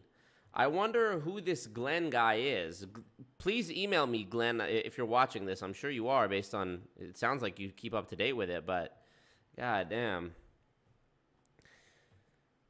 We tune in to hear the lunacy every week. Yeah. Wow. Insane. Imagine wanting to be violent towards someone because they prank called you, right? And because I'm smarter than him. Marco, if I were you, I'd be scared to meet them in person because Peter might try to kiss you. Well, as long as I don't get him pregnant, because I know he's concerned about that too. Glenn, one more time for Glenn. Glenn, you were a fucking G. For real.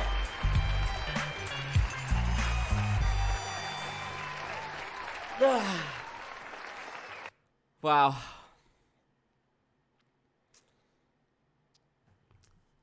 This is great, guys. There's still 200 people watching. I don't want to end it, but I also don't want the replay to be so long that people just skip it. So I'm going to end it. Appreciate you guys. Subscribe. Consider joining as a member on the channel. Consider joining the Patreon. Consider dropping a bag. Link in the description. Please actually heavily consider buying Ponzinomics using one of the affiliate links in my description. I have links for the paperback and audiobook if you live in the US or Canada in the description. And if you just want to buy the book, just even if you don't live in the US or Canada, bro, fuck my affiliate link. Just buy the book, all right? Buy the book and then, e-transfer me or PayPal me $3. I don't know. Or $1 realistically. But anywho, yeah. Grab him by the bussy. What an insane event. Wow. If the hinges weren't already off, they are now. So true. So true, frankly. So true. Glenn even saying, yeah, that wouldn't really prove anything. That would prove that you're strong, but you wouldn't even win the argument. Glenn, you're a G. All right, you guys. Appreciate you. Have a good night, good morning whenever you're watching this. Appreciate you guys as always, and I will see you on Friday. And listen, I know I haven't uploaded a video in like 2 weeks since WFG Part 4, but I'm working on something. All right? You'll see it soon. Peace out. Marco! Ball? Come on, Marco. Fuck him. You remember, Marco? You know everything. Remember? Marco. Remember, Marco? Marco. You know everything. Marco. Play it some more, Marco. Do you like me? Peace.